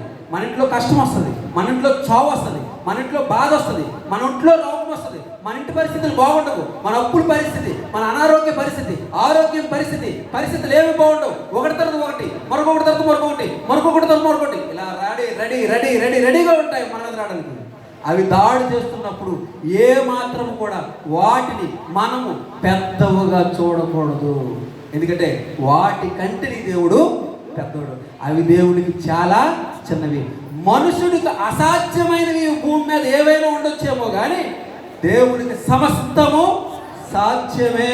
నువ్వు విశ్వసించగలిగితే, నువ్వు నమ్మగలిగితే చనిపోయిన వ్యక్తిని నిలబెట్టే సత్తా దేవుని యొద్ద ఉన్నది. ఎంత అనారోగ్యం నుండి చచ్చిపోతాడు, ఇక బతకడు, ఇక ఉండడు, ఇక సరే అనుకున్న ఆ వ్యక్తిని కూడా నిలబెట్టుకుని సన్నిధిలో నడిపించగలడు. దేవుడి సమర్థత అది. కానీ మనం ఎప్పుడు కూడా వస్తున్న సమస్య, వస్తున్న పరిస్థితిని ఎప్పుడు కూడా మనము దాన్ని ఫోకస్ చేయకూడదు. దాని మీద ఎక్కువ ఫోకస్ చేసామనుకోండి దేవుడు చిన్నోడైపోతాడు. దేవుడి మీద ఫోకస్ చేసామనుకోండి దేవుడు పెద్దడవుతాడు, సమస్య చిన్నది అవుతుంది. మీకు అడుగుతున్నాను, ఇక్కడ ముసలిలో ఉన్నారు, 60-70 సంవత్సరాలు ఉన్నారు, మీరందరూ కూడా ఎన్ని కష్టాలు దాటి వచ్చుంటారు, ఎన్ని బాధలు దాటి వచ్చుంటారు, ఎన్ని పరిస్థితులు దాటి వచ్చుంటారు, ఎన్ని సావులు దాటి వచ్చుంటారు, ఎన్ని కష్టాలు దాటుకుంటూ వచ్చుంటారు. అవన్నీ విషయాల్లో దేవుడు కాపాడలేదా? అన్నిటిలో కాపాడు దేవుడు. ఎంతకు ముందు మరి కాపాడుతాడు, నిలబెడతాడు, నిలబెట్టించుకుంటాడు. నీలో ఏముండాలి? విశ్వాసమే నీ ఆయుధం. అదే నీ ఆయుధం అయితే విజయం నీ దగ్గరే ఉంటుంది. కనుక 5 సందర్భంలో చూసాం అల్ప విశ్వాసం. ఎందుకు అల్ప విశ్వాసాలు అయిపోయారు అని సందర్భం చూస్తే దేవుణ్ణి చిన్నగా పక్కన చూసుకోలేని పరిస్థితి. అలాగే ఈరోజు సన్నిధిలో మనం అందరం కూడా ఏ సమస్య వచ్చినా దేవుణ్ణే మనం చూడాలి. సమస్య ఎలా వెళ్ళిపోద్దో తెలియదు. చిన్న సందర్భం చెప్పి ముగించేస్తాను. ఈ బలపరచడానికి ఒక వ్యాన్ అనేది ఉండేదండి. నేను చిన్నప్పుడు, అప్పుడు పాస్టర్ కాదు ఏంటి కాదు, జస్ట్ విశ్వాసగా కొంచెం చిన్న అడుగులు వేసి నేర్చుకునే టైంలో ఉండేవాడు. వ్యాన్ నేర్చుకున్నానండి. అప్పుడు నాకు ఒక డ్రైవర్ ఏం చేశాడంటే ఆ వ్యాన్ ఇచ్చి నేర్పించాడు. ఆయన ఒకరోజు లేడు, కొన్ని సామాన్లు ఇస్తే ఆ వ్యాన్ తీసుకెళ్తున్నాను. ఈ వ్యాన్ తీసుకెళ్ళినప్పుడు ఒక దగ్గర ఒక స్పీడ్ బ్రేకర్ ఉందండి. స్పీడ్ బ్రేకర్ కొంచెం వేగంగా ఫాస్ట్గా తీసుకెళ్ళాను. వ్యాన్ కొత్త కదా, కొంచెం ఫాస్ట్ తీసుకెళ్ళినప్పుడు స్పీడ్ బ్రేకర్ ఇలా ఎగిరి పక్కన మొదలు మీద బండి పడేసిందండి. ఈ బండి మొదల మీద పడే కానీ ఆ ముందు మొత్తం సీరియసిందండి. ఆ ముందు ఉంటుంది కదండి, అది మొత్తం సీరియసింది. అప్పుడండి ఆ వయసులో నేను చాలా భయపడ్డాను. ఆ వయసుకి అది భయం అంతే కదండి. ఏ వయసుకి ఆ భయం ఉంటుందా? పిల్లవాడు స్కూల్కి వెళ్ళి పెన్సిల్ పోయింది అనుకోండి, ఆ భయం ఉండదా? పెన్సిల్ అయినా సింపుల్ తీసుకున్నాడు, అమ్మ మా ఇంటికి వెళ్ళి మా అమ్మ ఏం చేస్తుంది, కొట్టేస్తుంది. ఆ వయసుకి ఆ భయం. అలాగే నా బండి కాదు, మరో వాటర్ బండి పోవడం వల్ల నాకు చాలా భయం కలిగింది. అప్పుడు ఏం చేయాలి దేవాని? అప్పుడు దేవుడు ప్రార్థించుకుంటాను. ఇది ఎలా చెప్పాలి, ఏ విధంగా చెప్పాలి, ఎలా చెప్పాలి, ఏ విధంగా చెప్పాలని బుర్ర ముక్కలు చేసుకుంటాను. మెల్లికి వెళ్ళాను, బండి అక్కడ పెట్టేసి ఇంటికి వచ్చి ఇదే ప్రార్థన చేసుకుంటున్నాను గదిలో. అమ్మ ఇప్పుడు ఏం మాట వస్తుందో, ఎవరు వస్తారో పిలుస్తారని ఇలా ప్రార్థన చేసుకుని ఆ రోజు అయిపోయింది, 2 రోజులు అయిపోయింది, కొన్ని రోజులు అయిపోయింది. కొన్ని రోజులు అయిపోయిన తర్వాత కొన్ని రోజుల తర్వాత ఆ బండి నేనే మరోసారి పక్కన డ్రైవరు వెళ్తున్నాడు, పక్కన ఉన్నాను. ఒరే ముందుకు బద్దలైపోయింది, ఏమైందిరా అని అడిగా. ఆ సీరియస్ ఇందలేగా ఏమైందిరా అని అడిగితే ఏమని చెప్పాడు తెలుసా? ఒరే ఒకసారి బండి నేను ముందుకెళ్తున్నప్పుడు వెనక బండి మీద పమిడికాయలు తీసుకెళ్తున్నారు, ఆ పమిడికాయలు అక్కడ పడిపోయి ఆ బండి మీద వచ్చి పడిపోవడం వల్ల ఇది అంతలా బద్దలైపోయిందిరా అని అన్నాడు. నాకు విచిత్రంగా అనిపించింది. ఎందుకు ఈ మాట చెప్పానంటే, ఏది దేవుడు ఎక్కడ ఎలా చేయాలో సమస్తం దేవునికే తెలుసు. నీ విషయం నీకు పెద్దదే అవ్వచ్చు, కానీ అది దేవునికి చాలా చిన్నదే. కనుక ఆయన మీద భారం పెడితే పరిస్థితులు ఎలా మారిపోతాయో, అంత అద్భుతంగా మారిపోతాయో మనకే తెలియదు. కానీ మన విశ్వాసంలో మాత్రం మనము పడకూడదు. అలాంటి అద్భుతము పాస్టర్ గారి దగ్గర జరిగిందే లేదా? పాస్టర్ గారి దగ్గర చెప్పారు. నేను చాలా బాగులేని పరిస్థితిలో వచ్చి ఏం చేశారంటే, సన్నిధిలోకి వచ్చి ఆయన చనిపోతాడని భయం కాదు, నేను చనిపోతే అన్ని జనులు నా నుండి నీ నామాన్ని ఏం చేస్తారు, దూషిస్తారు. ఇదిగో ఏదో చేశాడు వెంటనే చచ్చిపోయినట్టు ఏదో ఉంది అందులో, ఆయన అన్నట్టుగా కంపల్సరీగా అనుకుంటారు, 100% అనుకుంటారు. ఎందుకంటే నా లెక్క ఏం లేదంటే దుమ్ము లేదంట, ఇష్టం వచ్చినట్టు కదా మాట్లాడుతుంది. కనుక ఆ నింద నీ మీద పడకుండా దేవా నన్ను రక్షించమన్నారంటే అది దేవుడి పట్ల నిజమైన భయభక్తులు. ఎందుకంటే నేనైనా ఎవరైనా దేవుడి కోసం బతికిన వారు ఏమనుకోవాలంటే దేవుడి మీద గట్టి నింద రాకూడదు. అది బ్రతుకు మూలమైనా సరే, చావు మూలంగా అయినా సరే, ఏదైనా సరే దేవుడి మీద నింద రాకుండా చేసేది గొప్ప పరిచయం. ఆ విషయం చెప్పగా నాకు చాలా ఆనందం ఇచ్చింది. నిజంగా మా జీవితాలు కూడా ఎప్పుడో ఒక రోజు మరణించవచ్చు, కానీ ఆ మరణముతో దేవుడికి ఏమాత్రం కూడా అవమానము రాకూడదు. ఒక చక్కని సమయం ఇచ్చినందుకు పాస్టర్ గారికి సంఘానికి కృతజ్ఞతలు చెల్లించుకుంటూ నా మాటలు ముగించుకుంటాను. హల్లెలూయా. దేవుని మహిమ కలుగునుగాక. హల్లెలూయా. క్రైస్తవ జీవితంలోని మనకి అల్ప విశ్వాసం కలిగించేవాడు సాతాను. ఏ విషయంలో అయినా సరే ప్రతిష్ఠ చేయగలుగుతామా, మందిరం కట్టగలుగుతామా, మనం బ్రతకగలుగుతాం, ఇలాంటి అల్ప విశ్వాసము సాతాను ఎన్నో కలిగిస్తూ ఉంది. ప్రియమైన దేవుని బిడ్డలారా, మరి నాకు నీరసమైనప్పుడు మెడికల్గా షారోను అక్కడి నుంచి ఇక్కడ మా పెద్దమ్మాయి డాక్టర్ అమ్మగారు అవి రాలేని పరిస్థితి బయటికి, అయినా రోజు ఫోన్ చేస్తూ ఆమె కారు ఇచ్చి శ్రీకాకుళం డాక్టర్ గారి కాడికి గట్ట తీసుకుని వెళ్ళడం, బ్రదరు గట్ట వచ్చి అలాంటి పరిస్థితుల్లో కూడా డైలీ ఫోన్ చేస్తూ అంకులు ఈ ట్యాబ్లెట్లు వేసారా, అంకులు ఆ ట్యాబ్లెట్లు వేసారా. మరి దినాన్ని వారి ఫ్యామిలీ కూడా మా మధ్యకి రావడం మాకు చాలా సంతోషం. దేవునికి మహిమ కలుగునుగాక. హల్లెలూయా. అలాగే మరి బ్రదరు చిన్నబాబు గారు, ఆయన ఈస్ట్ గోదావరి, మా ఊరు పక్కనే, కానీ మా ఊరు పక్కనే కొన్నాళ్ళ వరకు తెలియలేదు. మరి ఆయన కూడా ఇండివిజువల్గా ఒక మారుమూల కొండ ప్రాంతంలో సబర్ ఏరియాలో సేవ చేస్తూ ఉన్నారు. వారు కూడా మన మంచిగా వచ్చారు. మరి ఒక 10 నిమిషాలు మరి దేవుని మాటలు గ్రీటింగ్గా వారు కూడా తెలియచేయాలని మేము మనం చేస్తూ ఉన్నాం. దేవుడి నామానికి మహిమ కలుగుగాక. మొదటిగా నాకు ఈ అవకాశం ఇచ్చినటువంటి దేవుని కొందరు తెలియజేస్తున్నాను. సమయం ఇచ్చినటువంటి అయ్యగారికి, కూడి వచ్చిన సేవకులైన మీ అందరికీ కూడా ప్రత్యేకంగా తెలియజేస్తున్నాను. అలాగే విశ్వాసులైన మీ అందరికీ కూడా ప్రభు పేట వందనాలు తెలియజేస్తున్నాను. సేవకులు చెప్పినట్టుగా మేమిద్దరం ఒక ప్రాంతం వల్ల అయినప్పటికీ పరిచయం తక్కువ, కానీ విజయబాబు పాస్టర్ ద్వారా ఆ చెల్లిని అన్న తమ్ముడిని పరిచయం చేయడం, మీ సంఘాన్ని పరిచయం చేయడం జరిగింది. సో తర్వాత సంఘం చూసిన తర్వాత మీ సంఘంలో ఉన్న ఆత్మీయతను బట్టి మీ సంఘానికి మరింత దగ్గర అవడం జరిగింది. సో ఎందుకంటే మీ సంఘం లాంటి సంఘాన్ని నేను ఈ చుట్టుపక్కల ప్రాంతాల్లో చూడలేదు. ఆత్మీయతలు ఎదగడం అంటే అంత ఆత్మీయంగా పెంచుతూ ఉంటారు మీ సేవకులు. సో అలాంటి సంఘాలు నేను చాలా తక్కువ అన్నమాట చూడడం, క్రమంగా ఉండడం కానీ. కాబట్టి ఈరోజు ఆ క్రమం తప్పారు మీరు ఏమనుకున్నా సరే. నేను ప్రతిసారి మీరు క్రమంగా ఉంటారని చాలా ఆనందపడేవాడిని. ఈరోజు మాత్రం కొంచెం క్రమం తప్పారని అన్నారు. ఎందుకంటే మేము వచ్చేటప్పటికే అందరూ ఉండేవారు, అందరూ పాటలు పాడుతూ ఉండేవారు, చక్కగా కూర్చునేవారు. ఈరోజు కొంచెం క్రమం తప్పేటప్పటికి వీళ్ళు కూడా ప్రాంత ఫీలింగ్ చూపిస్తున్నట్టున్నారు. మా ప్రాంతంలాగా మేము ఉండాలి కానీ అన్ని ప్రాంతాలుగా ఆత్మీయంగా ఎదిగిపోతే ఎలాగన్నట్టు ఫీల్ అయినట్టున్నారు. మరి ఈరోజు ఎందుకో కొంచెం మార్పు చెందారు. కానీ ఈ మార్పు వెనకబడేటట్టు కాకుండా దేవునికి దగ్గర అయ్యేటట్టు మార్పు చెందాలని ప్రభు హెచ్చరిస్తాను. ఓకే, ఒక మాట జ్ఞాపకం చేసుకుందాం. బ్రదర్స్ ఇద్దరు చక్కని మాటలు తెలియజేస్తారు.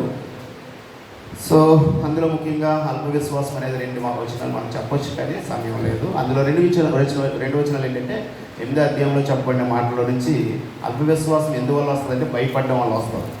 14వ అధ్యాయంలో నుంచి అల్ప విశ్వాసం ఎందుకు వస్తుందంటే సందేహపడడం వల్ల వస్తుంది. భయపడడం వల్ల ఒకటి వస్తుంది, రెండోది సందేహపడడం వల్ల వస్తుంది. 14:28లో సందేహపడినట్టుగా ఉంటుంది. సో దానివల్ల సందేశపడడం వల్ల అల్ప విశ్వాసం వస్తుంది. 8వ అధ్యాయము 24లో ప్రకారము భయపడడం వల్ల అల్ప విశ్వాసం అనేది వస్తుంది. Okay, right. ఈరోజు నేను చెప్పాలనుకున్న మాట ఏంటంటే 119వ సంకీర్తనలో 175వ చరణం ఉంది. 119వ సంకీర్తనలో 175వ చరణం ఉంది. ఒకసారి ఆ మాట చదువుదాం. నీవు నన్ను బ్రతికింపుము, నేను స్తుతించెదను. చాలండి, దేవునికి మహిమ కలుగునుగాక. సో ఈ భూమి మీద మనుషులు ఇందాక విజయ పాస్టర్ చెప్పినట్టుగా వారి జీవితాలు చాలా అల్పమైనవి, స్వల్పమైనవి, నీటి పొడవు వంటివి, ఆవిరి వంటివి, గడ్డి పరక ఆవిరి వంటివి, త్రాసు మీద దూలు వంటివి, నీటి మీద నుండి జారిపడేటువంటి బిందువులు లాంటివి. ఆయన ప్రసంగం నేను చేయట్లేదు కానీ. సో అంత అల్పమైన జీవితం దేవుణ్ణి స్తుతించాలి అంటే బ్రతుకున్న వాళ్ళే స్తుతించగలుగుతారు. వృద్ధులు నీకు 6వ అధ్యాయంలో ఉంటుంది, కీర్తనలో 6వ అధ్యాయంలో ఉంటుంది. చనిపోయిన వారు ఎవరు నీకు కృతజ్ఞతాస్తుతులు చెల్లించలేరు. ఎవరు స్తుతించగలరు అని అంటే బ్రతికి ఉన్నవారే స్తుతించగలరు. కాబట్టి ఈరోజు సేవకులు బ్రతికున్నారు కాబట్టి కృతజ్ఞత చెల్లిస్తున్నాము. ఆయన బ్రతికున్నారు కాబట్టి మనందరం ఆయనతో కలిపి కృతజ్ఞతాస్తుతులు చెల్లించగలుగుతున్నాం. సో ఇలా కృతజ్ఞతాస్తుతులు చెల్లించాలి అంటే మనకు వచ్చే పరిస్థితుల్లో ఎలాంటి భయంకరమైన పరిస్థితులైనా, ఎలాంటి ఆటంకాలైనా, ఎలాంటి శోధనలైనా ఆ అయ్యగారు సాక్షి చెప్పారు. ఫస్ట్ అమ్మగారికి కాలు, అంతకంటే ముందు తమ్ముడికి చెల్లికి యాక్సిడెంట్ అయ్యింది. తర్వాత మళ్ళీ చెయ్యి ఇరిగిపోయింది, తర్వాత మళ్ళీ చర్చ్ కన్స్ట్రక్షన్ విషయంలో, తర్వాత మళ్ళీ నా అయ్యగారికి బలహీనత. ఇవన్నీ ఒకదాని వెనక ఒకటి శ్రమలు వస్తూ ఉన్నాయి. నిజానికి ఇలాంటి శ్రమలు వస్తే మనం యోబు లాంటి అంత భక్తిపరులు కాదు కాబట్టి భయపడిపోతాం. కానీ అయ్యగారు ఇంచుమించు చాలాసార్లు విజయ్ నాకు పరిచయం చేసింది ఏంటంటే, యాకోబు గారు అంటే చాలా ప్రాంతం, మా ప్రాంతం వాళ్ళే కానీ నాకు తెలియదు. ఎన్నోసార్లు నా దగ్గరికి వచ్చినప్పుడు చెప్తుంటారు, యాకోబు గారు చాలా ప్రార్థనా పరులు. సో నేను అనుకుంటాను యోబులాగే ఆ భక్తి జీవితం కలిగి ఉన్నారు కాబట్టి వారి పిల్లలు కూడా ఆత్మీయతలో బలపరచబడడం, వారు కూడా ఆ సంఘము కూడా ఆత్మీయతలు ఎదగడం జరుగుతూ ఉంది. కాబట్టి ఆ భక్తి జీవితాన్ని బట్టి వారు బ్రతికున్నారు, దాన్ని బట్టి దేవుని స్తుతిస్తూ ఉన్నారు. ఇలాంటి భయంకరమైన శ్రమలు మనం తట్టుకోలేని పరిస్థితులు వచ్చినప్పుడు మనం ఏం చేయాలి అని అంటే, బైబిల్లో అలాంటి భయంకరమైన పరిస్థితులు వారి శక్తి వల్ల వారి బలం వల్ల సాధ్యము కాని పరిస్థితులు వచ్చినప్పుడు ఒక భక్తుడు ఏం చేశాడో ఈరోజు మనం జ్ఞాపకం చేసుకుందాం. 20వ అధ్యాయం 2వ దినవృత్తాంతాల గ్రంథము 20వ అధ్యాయము 12వ వచనాన్ని ఒకసారి చూద్దాం. 2వ దినవృత్తాంతాల గ్రంథము 20వ అధ్యాయము 12వ వచనాన్ని మనం చూస్తే అక్కడ ఒక మాట మనకు కనబడుతుంది. మా దేవా, నీవు వారికి తీర్పు తెచ్చవా? మా మీదకి వచ్చు ఈ గొప్ప సైన్యముతో యుద్ధము చేయుటకు మాకు శక్తి చాలదు, ఏమి చేయుటకును మాకు తోచదు, నీవే మాకు దిక్కు అని ప్రార్థన చేశాను. చాలండి, దేవుడి స్తోత్రం. హల్లెలూయా, హల్లెలూయా. ఇక్కడ ఉన్న మాట ఏంటంటే, ప్రభువా మాకు ఒక సైన్యం మన మీద యుద్ధం వస్తుంది. అక్కడ నిజానికి ఒక సైన్యం కాదు, 3 సైన్యాలు వస్తాయి. మొదటి వచనంలో చూస్తే, ఇది అయిన తర్వాత మోయాబీయులను, అమోనీయులను, మోయోనీయులను కొందరు దండెత్తి యెహోషాపాతు మీద యుద్ధానికి వస్తారట. ఒకేసారి 3 రాజ్యాలు యుద్ధానికి వస్తాయి. క్రైస్తవుల మీదకి ఎలాంటి అయితే భయంకర అలాంటి బాధ్యతలు అలాంటి వాళ్ళు ఎవరు లేరు కదా. నేను పార్టీ పరంగా ఏం చెప్పట్లేదు కానీ చెప్తున్నా. ప్రస్తుతానికి చూడండి, ఆ భయంకరమైన దాడులు మనం అందరూ ఏకమై. సో అలాగే ఇక్కడ కూడా 3 రాజ్యాలు ఏకమై ఒకేసారి యెహోషువ మీద దండ వచ్చి వస్తున్నప్పుడు ఆయన ఏం చేయాలో తెలియట్లేదంట. తెలియనప్పుడు ఆయన అంటున్న మొట్టమొదటి ప్రార్థన ఏంటంటే, 9వ వచనంలో ఒక మంచి ప్రార్థన చేస్తారు. నాకు తెలిసింది యాకోబు గారు ఈ ప్రార్థనే చేసి ఉంటారు అనుకుంటా. చూడండి 9వ వచనంలో, నీవు ఆలకించి మమ్మల్ని రక్షించడం అనుకొని ఇచ్చట నీ నామఘనత కొరకు పరిశుద్ధ స్థలంలో కట్టించిరి, నీ పేరు ఈ మందిరమునకు పెట్టబడిన కదా. ఎందుకంట, ప్రభువా మమ్మల్ని రక్షిస్తామనే కదా నీ పేరును ఒక మందిరాన్ని కట్టుకున్నాము, దీనికి మందిరం అని పేరు పెట్టుకున్నాం కదా. అలాంటప్పుడు మాకు ఇలాంటి చావు పరిస్థితులు వస్తే ఏంటి అని ప్రార్థన చేస్తూ ఉన్నాడట. యాకోబు గారు కూడా అదే ప్రార్థన చేశారట. ఏమని, ప్రభువా మేము మందిరాన్ని కట్టుకున్నాము, మమ్మల్ని రక్షిస్తావు, మా సంఘాన్ని రక్షిస్తావు, మమ్మల్ని అందరూ బాగు చేస్తామని రక్షిస్తే కట్టుకుంటే ఇప్పుడు ఎలాంటి బలహీనత వచ్చి ఏమన్నా అయిపోతే సమాజం అంతా ఏమైపోతుంది, ఏమనుకుంటుంది, ఈ మందిరం కట్టడం వల్ల వాళ్ళకి ఏదో జరిగింది అర్థమవుతుందన్నమాట. అర్థమవుతుందా? ఏమైంది అనుకుంటారు కదా. కాబట్టి మమ్మల్ని బ్రతికించు అని ప్రార్థన చేస్తారట. అక్కడ యెహోషాపాతు కూడా అలాగే ప్రార్థన చేస్తున్నాడట. ఏమని, నువ్వు మమ్మల్ని రక్షిస్తావనే కదా నీ నామ ఘనత కొరకు ఈ స్థలాన్ని, పరిశుద్ధ స్థలాన్ని కట్టించాను, ఈ మందిరాన్ని కొరకు నీకు మందిరం అని పేరు పెట్టుకున్నాం కదా, మమ్మల్ని రక్షించు అన్నారట. రెండోది ఏమైనా అంటున్నారు ఆయన, మా మీదకు వచ్చి ఈ గొప్ప సైన్యంతో యుద్ధము చేయుటకు, అక్కడ 12వ వచనంలో, మాకు శక్తి చాలదు, మేము చేయుటకు ఏమీ తోచదు. నిజానికి ఇలాంటి పరిస్థితులు అయితే ఆయనకే కాదు, మనకి కూడా ఏం చేయాలి తెలియదు. ఆఖరి ఎన్ని జాబులు ఉన్నా, ఎంత డబ్బు ఉన్నా, డబ్బుతో సావును బ్రతికించుకోలేని వాళ్ళు ఎంతోమంది ఉన్నారు కదా. ధనం ఉన్నా సరే బ్రతకలేని వాళ్ళు ఉన్నారు, డబ్బు ఉన్నా బ్రతకలేని వాళ్ళు, బలం ఉన్నా. యెషయా గ్రంథము 9వ అధ్యాయం 23వ వచనంలో ఉంటాం కదా, బలవంతుడు తన బలాన్ని బట్టి అతిశయించకూడదు, ఐశ్వర్యవంతుడు తన ఐశ్వర్యాన్ని బట్టి అతిశయించకూడదు, జ్ఞానవంతుడు తన జ్ఞానాన్ని బట్టి అతిశయించకూడదు. దేన్ని బట్టి అతిశయించాలి? భూమి మీద కృప చూపిస్తూ నీతి న్యాయాలు జరిగిస్తున్న దేవుని బట్టి మాత్రమే అతిశయించాలి. సో కాబట్టి ఎంత ఉన్నా సరే అలాంటి పరిస్థితులు అయితే మనకి శక్తి ఏమీ చాలదు. 1-2 దెబ్బలు అయితే తట్టుకోగలుగుతాం. పోన్లే వస్తలే మనిషికి కాకపోతే ఎవరికి వస్తాయి అనుకొని అప్పుడు దిగిన అప్పులో తిప్పులో పడి ఏదోలా చేసుకుంటాం. పరిస్థితి వచ్చేస్తున్నాయి అనుకోండి, అప్పులు పెరిగిపోతాయి, తిప్పులో పెరిగిపోతాయి. కాబట్టి ఇంకా ఆ టైంలో మనం శక్తి తట్టుకోలేము. ఇంకా మనకి ఎవరు దిక్కు? అక్కడ అదే అయినా ప్రార్థన చేస్తుంది. ఏమని, మాకు శక్తి చాలదు, మేము ఏం చేయడానికి ఏమీ తోచదు. నిజానికి ఆ కుటుంబాలకి ఏమి తోచదు, పిల్లలకి ఏమీ తోచదు. ఇంకా ఇందాక బ్రదర్ కూడా చెప్పారు, సంఘంలో మాకు దగ్గరుండి చూసి ఏం చేయాలో అర్థం కావట్లేదు. ఆయన కలకలకి ఏమైనా జరిగితే ఏంటో పరిస్థితి ఏమీ తోచదు. కాబట్టి అప్పుడు ఏమనుకోవాలంట, నీవే దిక్కు అనుకోవాలంట. అప్పుడు అలా అడిగినప్పుడు ఆ యెహోషాపాతు అలా ప్రార్థన చేసినప్పుడు యెహోషాపాతు వాళ్ళందరూ సంఘమంతా ఆ కింద 4వ చరణంలో 3వ చరణంలో మీరు చూస్తే వారంతా ఉపవాసం ఉండి ప్రార్థన చేస్తారట. ఆ ప్రాంతం వాళ్ళంతా ఆ పట్టణం అంతా ఉపవాసం ఉండి ప్రార్థన చేస్తారట. ప్రార్థన చేస్తే దేవుడి వారికి ఒక సలహా ఇచ్చారు. యుద్ధానికి వెళ్ళే ముందు ఎవరిని పెట్టాలి? సైన్యాన్ని పెట్టాలి కదా. అక్కడ 3 రాజ్యాలు యుద్ధానికి వస్తున్నాయి. సైన్యాన్ని పెట్టాలి. సైన్యంలో ఆ యుద్ధంలో ప్రావీణ్యులైన పెట్టాలి. కానీ దేవుడు వారికి ఇచ్చిన సలహా ఏంటి? ఆ తర్వాత మీరు చదువుకోండి. 21వ వచనానికి వచ్చేస్తే చూడండి ఒకసారి. మరియు అతడు జనములను హెచ్చరిక చేసిన తర్వాత యెహోవాను స్తుతించుటకు గాయకులను ఏర్పరిచి వారి పరిశుద్ధ అలంకారములు ధరించి సైన్యం ముందర నడుచుచు యెహోవా కృప నిరంతరముండునుగా కానీ ఆయన స్తుతించుడి అని స్తోత్రము చేయుటకు వారిని నియమించాను. చూడండి, యుద్ధానికి ఎవరు నియమించారట? యుద్ధానికి ముందు ఎవరు నియమించారట? సైన్యాన్ని కాదట, యుద్ధ వీరులు కాదట, యుద్ధ ప్రావీణ్యులు కాదట, స్తుతించే వారిని గాయకుల్ని నియమించారట. యుద్ధానికి ముందు స్తుతించే వారిని, పాటలు పాడేవారిని నియమించారట. పాటలు పాడి స్తుతిస్తూ ఉంటే ఏమైందంట? ఆ కింద 22వ వచనం చూడండి. వారి పాడుటకు స్తుతించటకు మొదలు పెట్టగా యెహోవా యూదా వారి మీదకి వచ్చి అమోనీయుల మీదను మోయాబీయుల మీదను శేయీరు వాసుల మీదను మాటుగాను పెట్టెను కనుక వారు హతులైరి. దేవునికి స్తోత్రం, హల్లెలూయా. వారి పాటలు పాడి స్తుతిస్తూ ఉంటే ఏం జరిగిందంట? శత్రువులు మాటు కాసారట దొంగసారిని. ఆ 3 రాజ్యాల వాళ్ళు, ఆ 3 రాజ్యాల వాళ్ళు కూడా కూలిపోయారట. ఆ కింద ఉంటుంది మీరు చదువుకుంటే, వాళ్ళే చంపుకుని చచ్చిపోయారట. నేను అంటున్న మాట ఏంటంటే, ఇక్కడ యుద్ధం కావచ్చు, ఇలాంటి యుద్ధకరమైనటువంటి భయంకరమైన పరిస్థితులు ఎన్ని మన మీదకి వచ్చినా, అది అనారోగ్యాలే కావచ్చు, యాక్సిడెంట్లే కావచ్చు, అప్పులే కావచ్చు, ఇరుకులు ఇబ్బందులే కావచ్చు, బాధలే కావచ్చు, ఏదైనా సరే మన మీదకి వచ్చినప్పుడు మనం స్తుతించడం నేర్చుకోవాలి, దేవుని గణపరచడం నేర్చుకోవాలి, పాటలు పాడడం నేర్చుకోవాలి. అలా అవుతాయి అంటే బైబిల్లో ఎన్నో ఉన్నాయి. బోరలు ఊది ఆర్భాటం చేయగానే కోట గోడలు కూలిపోయినాయి అంట. పౌలు సేవలు కూడా మన అపొస్తలుల కార్యాలు 16వ అధ్యాయం 24వ వచనం చూస్తే పౌలు సేవల్ని బంధించారు. ఎందుకు బంధించేసేసారంటే అందుకనే ఫస్ట్నే వచ్చారు పాపం, పరిచయం కొత్తగా వచ్చారు పౌలు సేవలు. ఆరాటం ఎక్కువ, ఎక్కడైనా పరిచయం చేశారు, ఎక్కడో దగ్గర సువార్త చేశారు. అప్పటికే 2 చోట్లకి వెళ్తామంటే దేవుడు వద్దంటున్నాడు. వద్దంటే 3వ చోటకి మాసిదోనియాకి వెళ్ళేటప్పటికి సరే దర్శనం వచ్చింది, వెళ్ళిపోదాం అనుకున్నారు. అక్కడ చెప్పులు డబ్బు సంపాదించుకుంటారు. ఆపుతోలదయ్యాన్ని ఎలగొడేసారు.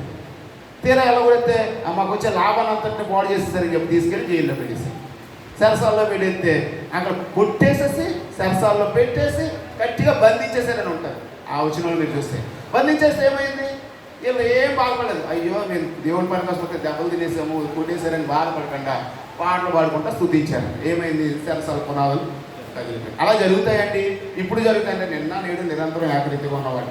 ఆ మార్పు లేని దేవుడు ఖచ్చితంగా జరుగుతాయి. నమ్మడం నీ వలన అయితే నమ్మవానికి సమస్తము సాధ్యం. మొన్నొకసారి 1975లో రివైవల్ అని ఎస్ఎస్ కుమార్ గారి దగ్గర మీటింగ్ జరిగింది. అక్కడ ఒక కార్యం జరిగినప్పుడు అక్కడ వాళ్ళు ప్రార్థన చేసినప్పుడు మేడ దగ్గర ప్రార్థన చేసినప్పుడు మేడ ఊగిందంటే కొంతమంది పాస్టర్లు దారంట అంటున్నారు. అలా జరిగిపోయిందంట. అలా జరిగిపోయిందంట. జరుగుతుందా? మరి ఇక్కడ జరిగిందని చెప్తుంది కదా బైబిల్. నీకు నమ్మకం లేకపోతే ఏం చేయలేము, నమ్మకం వచ్చితే ఖచ్చితంగా జరుగుతాయి. కాబట్టి స్తుతించడం అనేది ఉండాలి. స్తుతించడం ఎప్పుడైతే నువ్వు కష్టం వచ్చినప్పుడు భయపడకుండా, నీ వల్ల కానప్పుడు, నీకు దిక్కు తోచినప్పుడు, నీకు సాధ్యం కానప్పుడు నువ్వు స్తుతిస్తే దేవుడు గొప్ప కార్యాలు నీ జీవితంలో చేస్తాడు. ఆ స్తుతి వారి కష్టాన్ని ఒళ్ళు పడిపోయారట, బ్లడ్ అంతా అయిపోయిందంట, లేవడానికి స్థితి లేదట. కానీ ఆయన ఏం చేశారు? దేవుని మందిరానికి వచ్చి స్తుతించారు. దేవుడి కార్యాన్ని మరలా అన్ని పరిస్థితుల్ని చక్కబెట్టి మన ఆరోగ్యాలు ఇచ్చారు. కాబట్టి మన జీవితంలో కూడా అలాంటి పరిస్థితులు ఉన్నప్పుడు దేవుడు స్తుతించగలిగితే దేవుడు మన జీవితంలో కూడా గొప్ప కార్యాలు చేస్తారని తెలియజేస్తూ ఉన్నాను. వాటిని నమ్మి విశ్వసించాలని ప్రేమతో తెలియజేస్తూ ఈ మాటలు ముగిస్తున్నాను. దేవుడి కొద్ది మాటలు ఏం చేస్తాను. హల్లెలూయా, హల్లెలూయా. బయట వారికి ఎవరికి చెప్పలేదు, మనమే కాబట్టి ఒక 5-10 నిమిషాలు లేట్ అయినా మీరు ఏం కంగారు పడకండి. అందరికీ కూడా అందరూ అందుబాటులో ఉండి చక్కని ఆత్మీయ ఆహారము, శారీరకమైన ఆహారము తీసుకుని ప్రేమతో మీరు వెళ్ళాలనే మా యొక్క ఆశ. మరి ఆఖరిగా మన మధ్యన బ్రదరు రత్నరాజు గారు, మరి బ్రదరు 89వ సంవత్సరంలోంచి మాకు సుపరిచితులు. మరి సొంత అన్నయ్య కంటే ఎక్కువగా, నన్ను ఒక సొంత తమ్ముడి కంటే ఎక్కువగా కుటుంబము ఆ దినం నుంచి ఈ దినం వరకు కూడా మా వెన్నంటూ ఉన్నారు. ప్రియమైన దేవుని బిడ్డలారా, ఏ కార్యక్రమంకైనా వారు పిలవడము మనం పిలుచుకోవడం జరుగుతూ ఉంది. మరి ఈ దినాన్ని ఎంతో బిజీగా ఉన్నప్పటికీ మరి మన మధ్యకి ప్రత్యేకంగా ఈరోజు ఏంటంటే డాక్టర్ అమ్మ గారిది, బ్యాంక్ మేనేజర్ గారిది మ్యారేజ్ డే మన మధ్యన ఉండడం దేవునికి మహిమ. హల్లెలూయా. ప్రియమైన దేవుని బిడ్డలారా, మరి అంతేకాదు దేవుడు మంచి గర్భఫలం కూడా స్వాచ్ఛాన్ని ఇవ్వబోతూ ఉన్నారు. మరి నన్ను ప్రేమించి మన సంఘాన్ని ప్రేమించి ప్రేమతో వారు మన మధ్యన కూడా ఉండడం సంతోషం. ఇప్పుడు మరి అన్నయ్య గారు మరి ఒక పావు గంట వారు మా దేవుని వాక్యం అందిస్తారు. సమయం వారు దెబ్బతింటాం.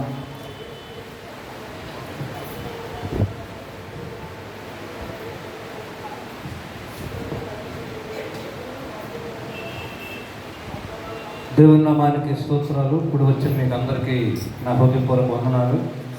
ప్రత్యేకంగా మన ప్రియులు తండ్రి గారు చాలా దినముల తర్వాత అబ్రహామయ్య గారు మన మధ్యలో ఉన్నారు. గడిచిన చాలాసార్లు వచ్చాను కానీ మరి వారిని చూడలేని పరిస్థితి. ఈసారి వారిని చూడడానికి దేవుడు సహాయం చేశాడు. దాన్ని బట్టి వందనాలు చెల్లిస్తున్నాను. అలాగే కూడి వచ్చిన దైవజనులు అంటే నా జత పరివారైన దైవజనులందరికీ నా హృదయపూర్వక వందనాలు చెల్లిస్తున్నాను. ఈ సమయంలో ఒక చిన్న వచనం పాడిన తర్వాత వాక్య భాగంలోకి వెళ్దాం.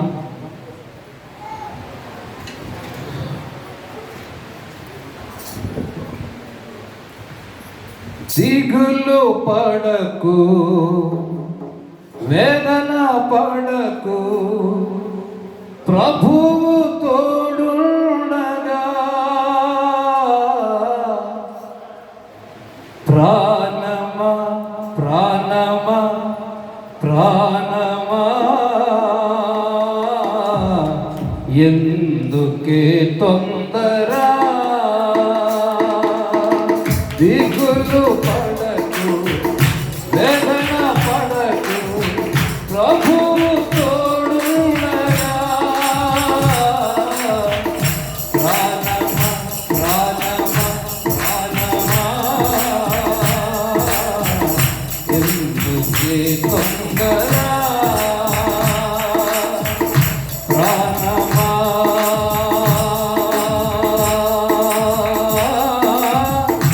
ఎందుకే తొందర. నిన్ను పిలిచిన ప్రభువు నీతో ఉండగా దిగులేదా ప్రాణమా. నిన్ను పిలిచిన ప్రభువు నీతోనే ఉండగా దిగులేదా ప్రాణమా. కృంగిన సమయాన నిన్ను లేవదీసి, కృంగిన సమయాన నిన్ను లేవదీసి ఆదరించెను ప్రాణమా, ఆదరించెను యేసుడే ప్రాణమా. ఎందుకే తొందర, ప్రాణమా ప్రాణమా ప్రాణమా ఎందుకే తొందర. నమ్మకమైన నీ దేవుడు నెమ్మదినిచ్చును ప్రాణమా. నమ్మకమైన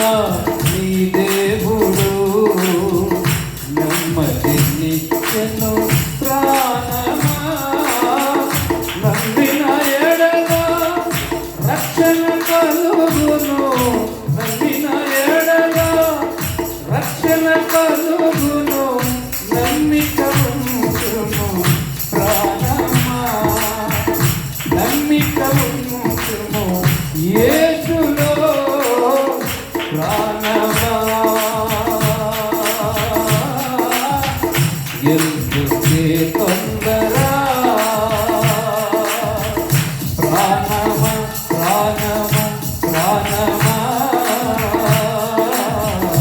ఎందుకే తొందర, దిగులు పడకు వేదన పడకు, ప్రభువు తోడుండగా. దిగులు పడకు వేదన పడకు, ప్రభువు తోడుండగా. ప్రాణమా ఎందుకే తొందర, ప్రాణమా ఎందుకే తొందర. దేవునికి మహిమ కలుగును గాక. హల్లెలూయా. పరిశుద్ధ గ్రంథములో నుండి ఆదికాండము 12వ అధ్యాయము 1వ వచనాన్ని చదువుదాం. యెహోవా, నీవు లేచి నీ దేశము నుండి, నీ బంధువుల యొద్ద నుండి, నీ తండ్రి ఇంటి నుండి బయలుదేరి నేను నీకు చూపించు దేశమునకు వెళ్ళుము. నిన్ను గొప్ప జనముగా చేసి నిన్ను ఆశీర్వదించి నీ నామమును గొప్ప చేదును. నిన్ను ఆశీర్వాదముగా ఉందువు. నిన్ను ఆశీర్వదించు వారిని ఆశీర్వదించదను, నిన్ను దూషించు వారిని శపించదను. భూమి యొక్క సమస్త వంశములు నీ యందు ఆశీర్వదింపబడినని అబ్రాముతో అనగా. ప్రార్థన చేసుకున్నాం. ప్రేమ కలిగిన మా తండ్రి, కృప కలిగిన మా దేవ, నీకే వందనాలు స్తుతులు స్తోత్రాలు. ఇదిగో నా ప్రభువా, ఇంతవరకు నా తండ్రి నీ దైవజనుల ద్వారా అనేకమైన మాటలు, మహోన్నతమైన నీ గొప్ప మాటలు వినిపించి మమ్మల్ని బలపరిచిన విధానమును బట్టి నీకు వందనాలు చెల్లిస్తూ ఉన్నాము. ఇంకను నా తండ్రి పరిపూర్ణమైన నీ వాక్యముతో నింపి మమ్మల్ని బలపరిచి నమ్మకమైన నీ బిడ్డలుగా మమ్మల్ని స్థిరపరచమని, ఘనత మహిమ ప్రభావములు మీరే పొందుకోమని యేసు పరిశుద్ధ నామమున అడిగి వేడుకొనిచున్నాము మా పరమ తండ్రి. ఆమేన్. ప్రియులారా, ఈ సమయంలో మరి దైవజనుల గురించి చెప్పవలసిన అనేకమైన ఉన్నప్పటికీ మరి మందిరము కట్టిన తర్వాత మరి బలహీనమైపోవడము, చాలామంది మరి ఆయన చెప్పినట్లుగా ఏదో చేశాడు మనోడు, అందుకనే అనుకోకుండా ఎంత బలహీనమైపోయాడు అని అనుకున్నారు. అయినప్పటికీ కూడా యెహోవాను ఆశ్రయించే వారికి చెప్పాల, ఏ మేలు కొదువై ఉండదు. దేవునికి స్తోత్రం కలుగును గాక. ఈ లోకంలో సమస్తమును విడిచి, ఎలాగైతే అబ్రాం సమస్తమును విడిచి తన దేశము నుండి, తన బంధువుల యొద్ద నుండి, తన తండ్రి ఇంటి నుండి బయలుదేరి నేను చూపించు దేశములకు వెళ్ళమని చెప్పినప్పుడు, ఎలాగైతే ఆ యొక్క దేవుని మాటను అంగీకరించి దేవుని మాట ప్రకారం జీవించడము తన ప్రయాణం ప్రారంభించాడో ఆయన ఆశీర్వదింపబడ్డాడు. ఎబ్రీయులకు రాసిన పత్రిక 11వ అధ్యాయము 8వ వచనంలో ఒక మాట ప్రత్యేకమైన విధానంలో మన కొరకు రాయించిన మాట చూద్దాం. ఎబ్రీయులకు రాసిన పత్రిక, అబ్రహాము పిలువబడినప్పుడు దేనిని బట్టమ్మా? విశ్వాసమును బట్టి ఆ పిలుపునకు లోబడి తాను స్వాస్యముగా పొందనయ్యన్న ప్రదేశమునకు బయలువెళ్ళెను. మరియు ఎక్కడికి వెళ్ళవలెనో అది ఎరుగక బయలువెళ్ళెను. దేవునికి మహిమ కలుగును గాక. హల్లెలూయా. దేవుడు పిలిచినప్పుడు పిలవడం అయితే బాగానే ఉంది. ఎక్కడికి వెళ్ళాలో తెలియదు, ఏం చేయాలో తెలియదు. కానీ ఇక్కడ మనం చూసినట్లయితే ఆయన పిలువనప్పుడు విశ్వాసమును బట్టి ఆ పిలుపునకు లోబడి తాను స్వాస్థ్యముగా పొందని ఉన్న ప్రదేశమునకు బయలు వెళ్ళను. ఎక్కడికి వెళ్ళాలో తెలియదు, ఏం చేయాలో తెలియదు. అయితే పిలిచిన వాని నమ్మకాన్ని బట్టి అబ్రాము తన దేశం నుండి, తన బంధువుల ఇంటి నుండి, తన తండ్రి ఇంటి నుంచి బయలుదేరి వెళ్ళిపోయాడు. దేవునికి స్తోత్రం కలుగును గాక. హల్లెలూయా. పిల్లరా, ఒక్క 10 నిమిషాలు మాత్రమే మనకు టైం ఉంది. దయచేసి అటు ఇటు తిరగద్దు. దేవుడిచ్చిన వాక్యాన్ని మనము నిర్లక్ష్యం చేయొద్దు. కాబట్టి మీరు జాగ్రత్తగా దేవుని వాక్యం వినాలని ప్రేమతో మిమ్మల్ని హెచ్చరిస్తూ ఉన్నాను. చాలా ప్రాముఖ్యమైన విషయాలు.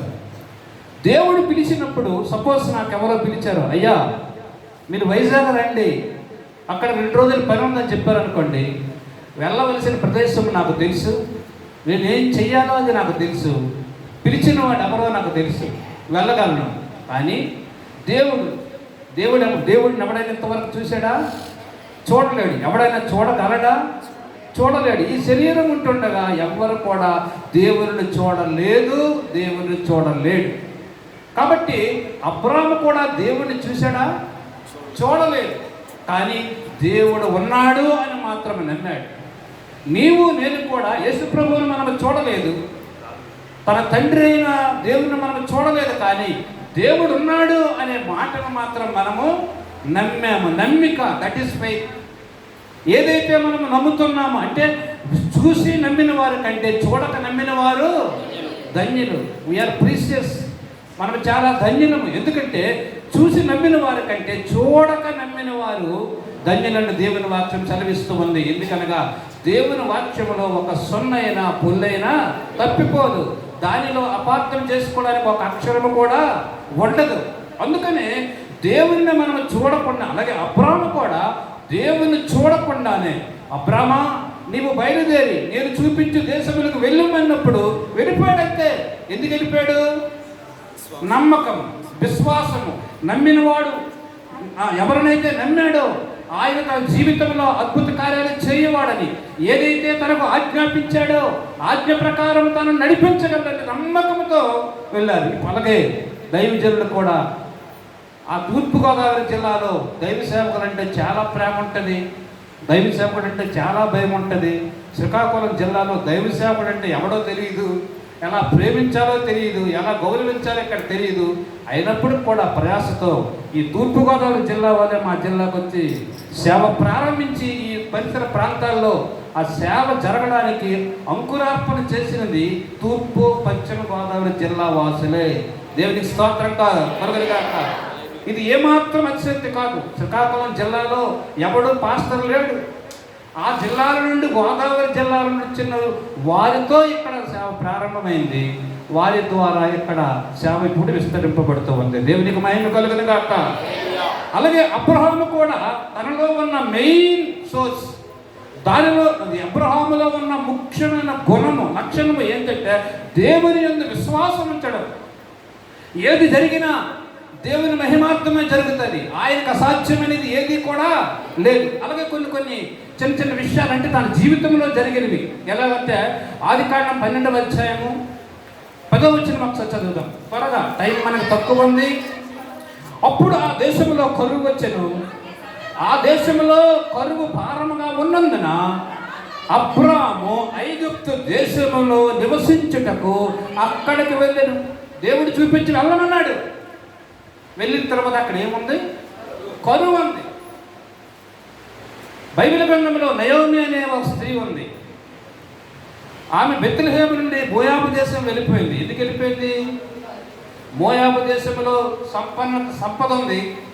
బెత్లెహేములో ఏముంది? కరువు ఉంది. కరువు మోయాబులో ఉందని తెలిస్తే నయోమి వెళ్తుందా? వెళ్ళదు. కానీ అబ్రహాము ఎక్కడికి వెళ్ళాడు? దేవుడు చెప్పిన మాటను బట్టి వెళ్ళిపోయాడు. వెళ్ళిపోయిన తర్వాత అక్కడ ఏముంది? భయంకరమైన కరువు ఉంది. కరువు వచ్చినప్పుడు ఆయనకి ఏమైనా డౌట్ వచ్చిందా? ఏంటి నా దేవుడు ఇలాంటి స్థలానికి నన్ను పంపించాడు, ఇక్కడ తినడానికి తిండి లేని పరిస్థితి, భారభరమైన పరిస్థితి, ఏంటి దేవుడు నాకు ఎంత అన్యాయం చేశాడని ఎప్పుడు కూడా ఆయన ఆలోచన చేయలేదు. ఇంకొక విధానంలో మనం ఆలోచన చేయగలిగితే, అబ్రహాము తోట ఇంకొక 2 అన్నదమ్ములు ఉన్నారు. వారిలో లోతు యొక్క తండ్రి ఒకడైతే ఇంకొక అన్నదమ్ముడు కూడా ఉన్నాడు. వారికి పిల్లలు ఉన్నారు. అబ్రాహాముకు మాత్రమే పిల్లలు లేరు. పిల్లలు లేనప్పుడు కూడా దేవుడు ఏమని చెప్పాడు? నేను చూపించే దేశములకు వెళ్ళిన తర్వాత అక్కడ ఏం చేస్తాడంటే నిన్ను ఆశీర్వదించి నిన్ను ఆశీర్వదించి నీ నామమును గొప్ప చేదును, నీవు ఆశీర్వాదముగా ఉందువు. నిన్ను ఆశీర్వదించి వారిని ఆశీర్వదించదను, నిన్ను దూసి వారిని శపించదను. భూమి యొక్క సమస్త వంశములు నీ యందు ఆశీర్వదింపబడను. వీడికి పిల్లలే లేరు. అబ్రహాము పిల్లలు లేరు, గొడ్రాలు ఆమె. తన ఇద్దరు అన్నదమ్ములకి పిల్లలు ఉన్నారు, ఈయనకి పిల్లలు లేరు. సారా గొడ్రాలుగా ఉంది. దేవుడు ఏమంటున్నాడు? అనేక వంశములకు నిన్ను తండ్రిగా చేసేస్తాను అంటున్నాడు. అబ్రహాము యాకోబు బ్రదర్ లాగా 25 సంవత్సరాలు ఎంతగానో దేవుని వాక్యం కొరకు ఎదురు చూశాడు, కానీ ఏ మాత్రము కూడా దేవుని వాక్యమునందు అవిశ్వాసము కలగలేదు ఆయనకి. నా దేవుడు నన్ను పిలిచాడు, నేను అనేకమైన వంశములకు తండ్రిగా ఉంటాను, ఆశీర్వదింపబడతాను అనే ఒకే ఒక్క పాజిటివిటీ. అంటే దేవుడు చెప్పిన దానిని ఏమాత్రము తప్పిపోకుండా, దేవుడు చెప్పిన మాటకు ఏమాత్రము దానిని సందేహింపకుండా, దేవుడు చెప్పాడు కనుక ఆయన చేస్తాడు అనే నమ్మకంతో వెళ్ళిపోయిన తర్వాత ఆ దేశంలో ఏమొచ్చింది? తినడానికి తిండి లేని పరిస్థితి అక్కడ వచ్చింది. ఓకే, ఇప్పుడు కరువు వచ్చింది, ఎలాగైనా బ్రతకగలమేమో అనుకున్నాడు. ఇంకొక మాట, అదే 12వ అధ్యాయంలోనే 15వ వచనంలో చూసినట్లయితే ఫరో యొక్క అధిపతులు ఎవరిని చూచి? శారాను చూచి ఫరో ఎదుట ఆమెను పొగడిరు గనుక ఆ స్త్రీ ఫరో ఇంటికి తేబడిను. ఇప్పుడు ఏం పోయింది? ఉన్న భార్య కూడా కోల్పోయాడు. దేవుడు రమ్మన్నాడు కదని వెళ్ళాడు. వెళ్ళిన తర్వాత ఆ స్థలంలో ఏం జరిగింది? తినడానికి తిండి లేదు. పోనీలే ఏదో బాధపడి ఎంతమంది బయలుదేరారు? దేవుడు ఆజ్ఞాపించిన తర్వాత అబ్రాము, శారాయి, లోతును వెంట పెట్టుకొని వెళ్ళారు. ఇప్పుడు వారు ముగ్గురికి కరువులో ఉన్నారు. కరువులో ఉన్నప్పుడు జరిగిన విషయం ఏంటంటే, శారాయి చాలా అందంగా ఉందని ఆ శారాయిని ఫరో ఏం చేశాడు? 12వ ఇక్కడ వచనంలో 15వ వచనంలో క్లియర్గా ఫరో యొక్క అధిపతులు ఆమెను చూసి ఫరో ఎదుట ఆమెను పొగిడిన కనుక ఆ స్త్రీ ఫరో ఇంటికి తేబడెను. భార్యను కూడా కోల్పోయాడు. భార్యను తీసుకుని ఫరో తీసుకుని వెళ్ళిపోయాడు. ఇంకా మిగిలిన వాళ్ళు ఎవరు? అబ్రాము మరియు లోతు. చూసారా ప్రియులారా? దేవుడు పిలిచాడు. దేవుడు పిలిచాడు కనుక ఆ మాట మీద నమ్మకం ఉంచి అబ్రాము బయలుదేరి వెళ్ళిపోయాడు. వెళ్ళిపోయిన తర్వాత కరువు వచ్చింది, దాన్ని తట్టుకున్నాడు. ఆ తర్వాత తన భార్యను అక్కడున్న అధిపతి తీసుకొని వెళ్ళిపోయాడు. భార్యను కూడా కోల్పోయాడు. అలాంటప్పుడు మనమైతే ఏమనుకుంటాము? ఏం దేవుడు ఎందుకు పిలిచాడు? పిలిచిన స్థలంలో తినడానికి తిండి లేదు, కనీసం భార్య తమ్ముడితో ఉన్నానంటే వారికి కూడా ఉండడానికి అవకాశం లేకుండా, భార్య కూడా లేకుండా చేశాడు. ఎందుకు పిలిచాడా నా దేవుడు అనే డౌట్ వస్తుందా రాదా? కానీ అబ్రాముకి ఎటువంటి డౌట్ అనేది, అంటే దేవుని మాట మీద అపనమ్మకం అనేది ఎన్నడూ కలగలేదు. దేవుని స్తోత్రం కలుగును గాక. చాలామంది అంటే ఆ బ్రదర్కి బాగోలేనప్పుడు చాలామంది మేము వచ్చాం, ఫెలోషిప్ తరపున అందరం వచ్చాము, ప్రార్థన చేశాము. కొంతమంది అన్నారు, ఏంటి బ్రదర్ బ్రతుకుతారా ఏంటి అని అంటే, నేను అన్నాను తప్పకుండా బ్రతుకుతాడు. ఎందుకంటే దేవుడు తన మహిమార్థమై తన సేవకుడిని ఇక్కడ నిల్చోబెట్టాడు, ఇంత మంచి మందిరము ఇళ్ళన్నీ కనిపెట్టి ఇచ్చాడు. కాబట్టి ఇంకా దేవుడి నామము ఘనత వహిస్తుంది. ఈ చుట్టుపక్కల ప్రాంతాల్లో ఒక పెద్ద కాలనీ రాబోతుంది. ఆ కాలనీ ప్రాంతంలో ఒక ఉత్కృష్టమైన సేవ అక్కడ మంచిగా జరుగుతుంది. అనేకులు ఈ మందిరానికి వస్తారు. కాబట్టి తన సేవకుడిని ఇప్పుడు కూడా దేవుడు వదలడు. మనుషులు వదిలేసినా ఏమనుకున్నా దేవుడు మాత్రం వదలడు. తప్పకుండా బాగవుతాడని చెప్పాడు. దేవుని స్తోత్రం కలుగును గాక. అది కేవలం మన నోటి తుప్పరల మాటలు కాదు, కానీ దేవుని యందు మాకున్న విశ్వాసము. దేవునికి స్తోత్రం కలుగును గాక. కాబట్టి దేవుడు తన సేవకుల యొక్క మాటలను, దేవుని యొక్క మాటలను స్థిరపరిచేవాడు, లేక తన వాగ్దానములను ఎన్నటికీ స్థిరపరిచేవాడే మరియు బలపరిచేవాడే తప్ప వాగ్దానమును తారుమారు చేసే దేవుడు మన దేవుడు కాదు. దేవుని స్తోత్రం కలుగును గాక. ఇప్పుడు కరువు వచ్చింది, తినడానికి తిండి లేదు, భార్యను ఇంకొకటి తీసుకొని వెళ్ళిపోయాడు. ఇంకొక మాట కూడా చూద్దాం. అదే 13 అధ్యాయం 8వ వచనంలో చూసినట్లయితే, కాబట్టి అబ్రహాము మనము బంధువులను కనుక నాకును నీకును నా పశువుల కాపరులకును మీ పశువుల కాపరులకును కలహం ఉండకూడదు. ఈ దేశమంతయు నీ ఎదుటి ఉన్నది కదా, దయచేసి నన్ను విడిచి వేరుగా ఉండము అన్నాడు. దేవుని స్తోత్రం కలుగును గాక. చూసారా, నెమ్మదిగా ఒకడికొకడు సమస్యలు వస్తున్నాయి, విడిపోతూ ఉన్నారు. లోతు కూడా దూరం అయిపోయాడు. అఫ్కోర్స్ దేవుడు తన మహాకృపను బట్టి శారాను మరలా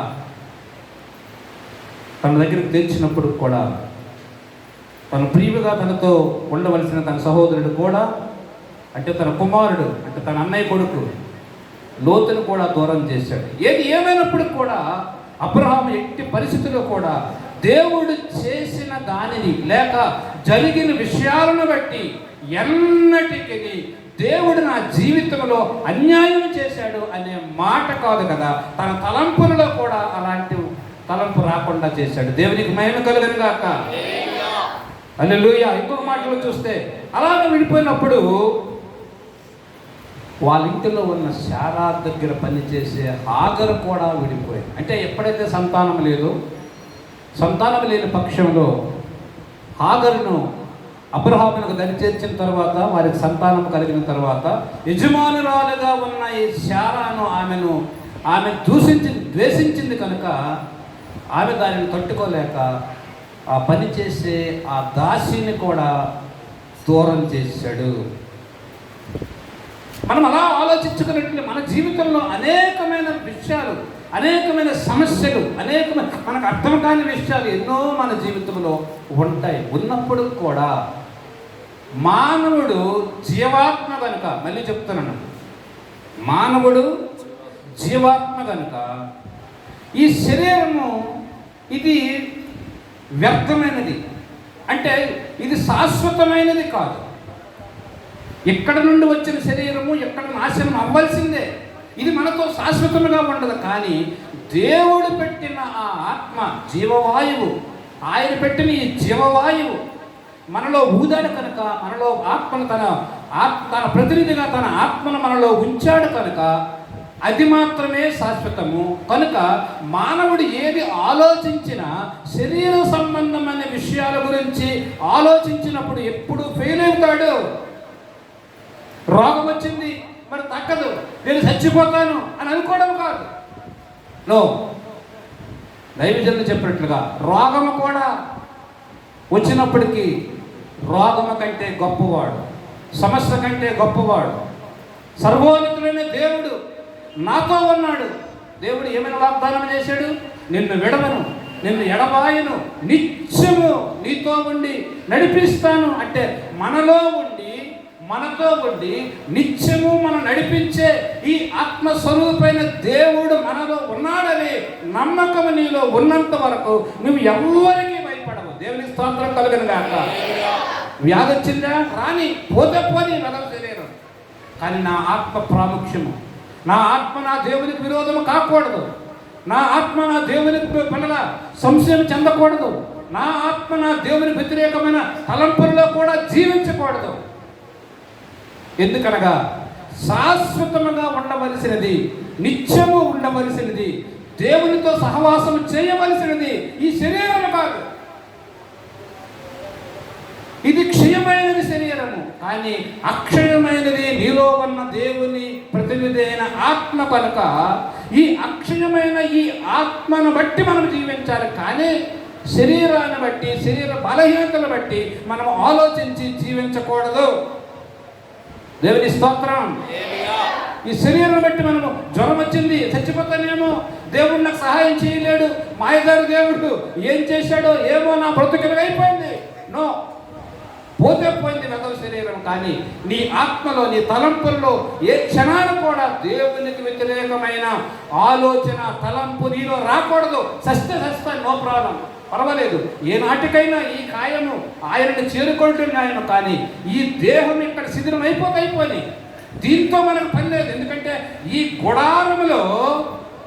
గుడారము ఎందుకు ఇచ్చాడంటే దేవుడు తన ఆత్మకు నిలయముగా ఇక్కడ ఉంచాడు. మీ కోడి పెట్ట ముఖ్యమా, లేకపోతే మీ కోడి గూడు ముఖ్యమా? మీకు కోడి గూడు ఎప్పుడో పోతుంటుంది, మళ్ళీ వాడు తెచ్చుకోగలము, ఆ కోడిని పెంచుకోగలము. కోడి చచ్చిందనుకుంది, మరి గూడు ఎందుకు?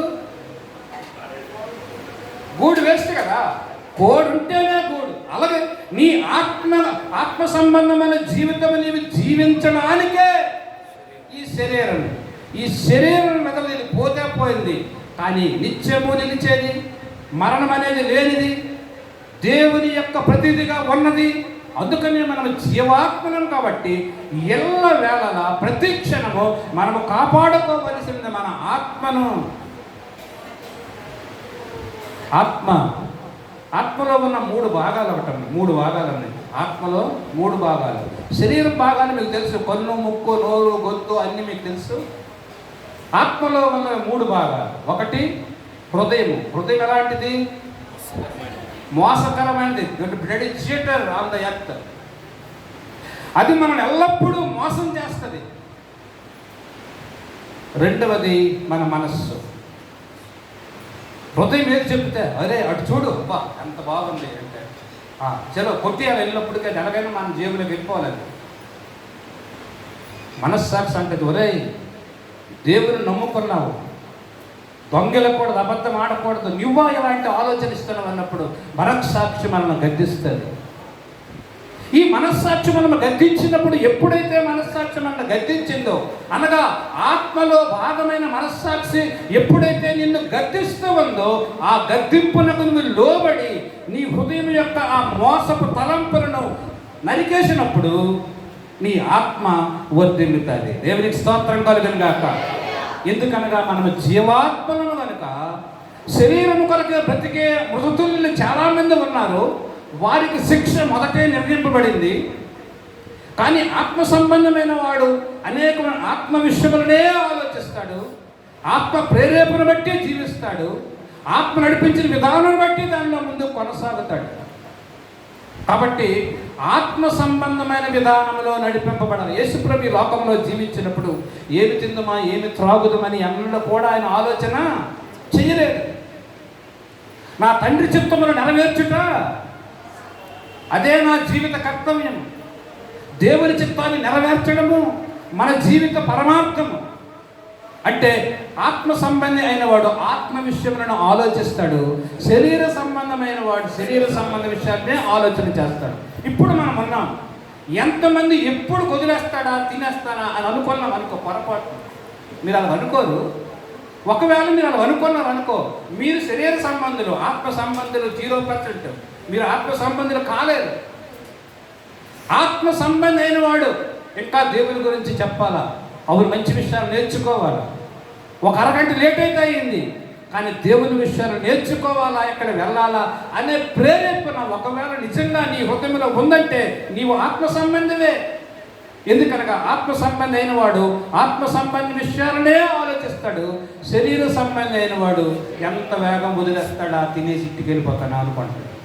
ఇక్కడ నీకు ఇవి ఆత్మ సంబంధమో శరీర సంబంధమో నీకే తెలిసిపోయింది. ఇప్పుడు నేను చెప్పక్కర్లేదు, ఎందుకంటే నీ మనసులో ఏముందో నీకు తెలుసు, నీ దేవునికి తెలుసు, నాకు తెలియదు. కనుక ప్రియులారా, మనము శరీర సంబంధాలుగా జీవించినంత వరకు ఆత్మ సంబంధాలుగా మనము మార్చబడలేము. ఆత్మ సంబంధాలుగా మార్చబడకపోతే యేసుప్రభు లోకంలో ఆయన కొట్టారు, కానీ ఏమన్నాడా? తిట్టారు, మళ్ళీ తిట్టాడా? మొఖాన్ని ఉమ్మారు, మళ్ళీ చూశాడా? చంపేస్తున్నప్పుడు ఏమన్నాడు? మీరేం చేస్తున్నారు, మీరు ఎదుగురు కనుక మీరుని క్షమించమాడు. ఎందుకు అలా అన్నాడు అంటే ఆత్మ సంబంధంగా ఉన్నాడు. శరీరాన్ని ఏం చేసుకుంటే చేసుకొని, కానీ ఆత్మలో మాత్రము ఏమాత్రము తగ్గింపు లేకుండా తండ్రి ఏ విధమైన మనసిచ్చాడో, ఏదైతే దేవుని చిత్తమై ఉన్నదో ఆ చిత్తాన్ని నెరవేర్చడానికే ఆయన జీవిస్తున్నాడు. కనుక ఆయన ఎప్పుడు కూడా శరీర సంబంధిగా ఉండలేదు, ఎప్పుడు కూడా శరీర సంబంధి అయిన ఆలోచన ఎప్పుడు కూడా ఆయన జీవించలేదు. ఆఖరిగా ఒక్క వచనం చెప్పి నేను ముగించేస్తాను. ఎఫెసీయులకు రాసిన పత్రిక 1వ అధ్యాయము 5వ వచనం చదువుకొని మనం ముగించుకుందాం. ఎట్లనగా తన ప్రియుని యందు తాను ఉచితముగా మనకు అనుగ్రహించిన తన కృపా మహిమకు కీర్తి కలిగినట్లు తన చిత్త ప్రకారమైన దయా సంకల్పము చొప్పున యేసుక్రీస్తు ద్వారా తనకు కుమారులుగా స్వీకరించుటకై మనలను ముందుగా తన కోసం నిర్ణయించుకొని మనము తన ఎదుట పరిశుద్ధులమును నిర్దోషులమును ఉండవలనని జగత్తు పునాది వేయబడక మునిపే ప్రేమ చేత ఆయన క్రీస్తులో మనలను ఏర్పరచుకొనిను. దేవునికి స్తోత్రం కలుగును గాక. హల్లెలూయా. ఎవరిలో ఏర్పాటు చేసుకున్నాడు? మనల్ని ఎప్పుడు ఏర్పాటు చేసుకున్నాడు? ఎప్పుడు? జగత్తు పునాది అంటే ఈ చర్చి తయారవక ముందా?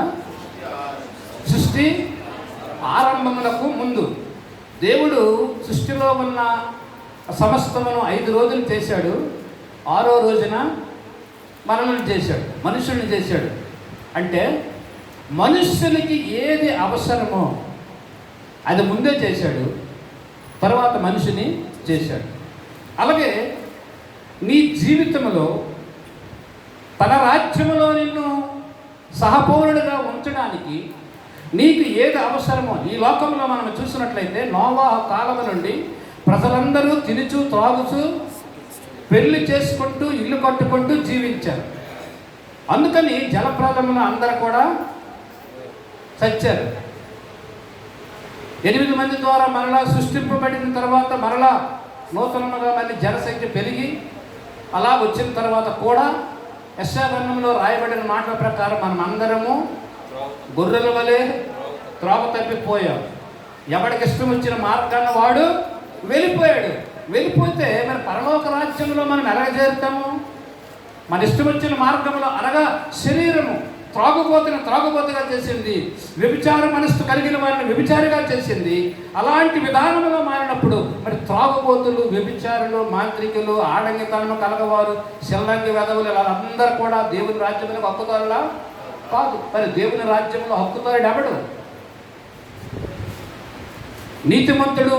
అందుకనే ఈ ఎఫెసీయులకు రాసిన మొదటి పత్రికలో మనం రాయబడే ప్రకారం క్రీస్తునందు మనల్ని ఏర్పాటు చేసుకున్న దేవుడు క్రీస్తు వలె మనము జీవించాలని మనకు మాదిరికరమైన విధానములో ఆత్మపూర్ణుడుగా ఉన్న దేవాది దేవుడు అనగా దేవునితో సమానమై దైవత్వము కలిగిన ప్రభువు దేవుడు అనగా ఎవరు? దేవుడు ఎవరు? యాక్చువల్గా శరీరం ఉన్నాడు దేవుడా? శరీరం ఉన్నాడు దేవుడా? దేవుడు కాదా? చెప్పాలి ఒకసారి. అంటే మీరు డౌట్ అంటే మీకు అడుగుతున్నాను, మీరు చెప్తే మంచిది, లేకపోతే నేను చెప్తాను, పర్వాలేదు. దేవుడు ఆత్మ. దేవుడు ఆత్మ కనుక ఆయన ఆరాధించేవారు ఆత్మతోనూ సత్యముతోనూ ఆరాధించగలడు. యేసు ప్రభువు ఆత్మ అయితే ఈ లోకానికి రాగలడా?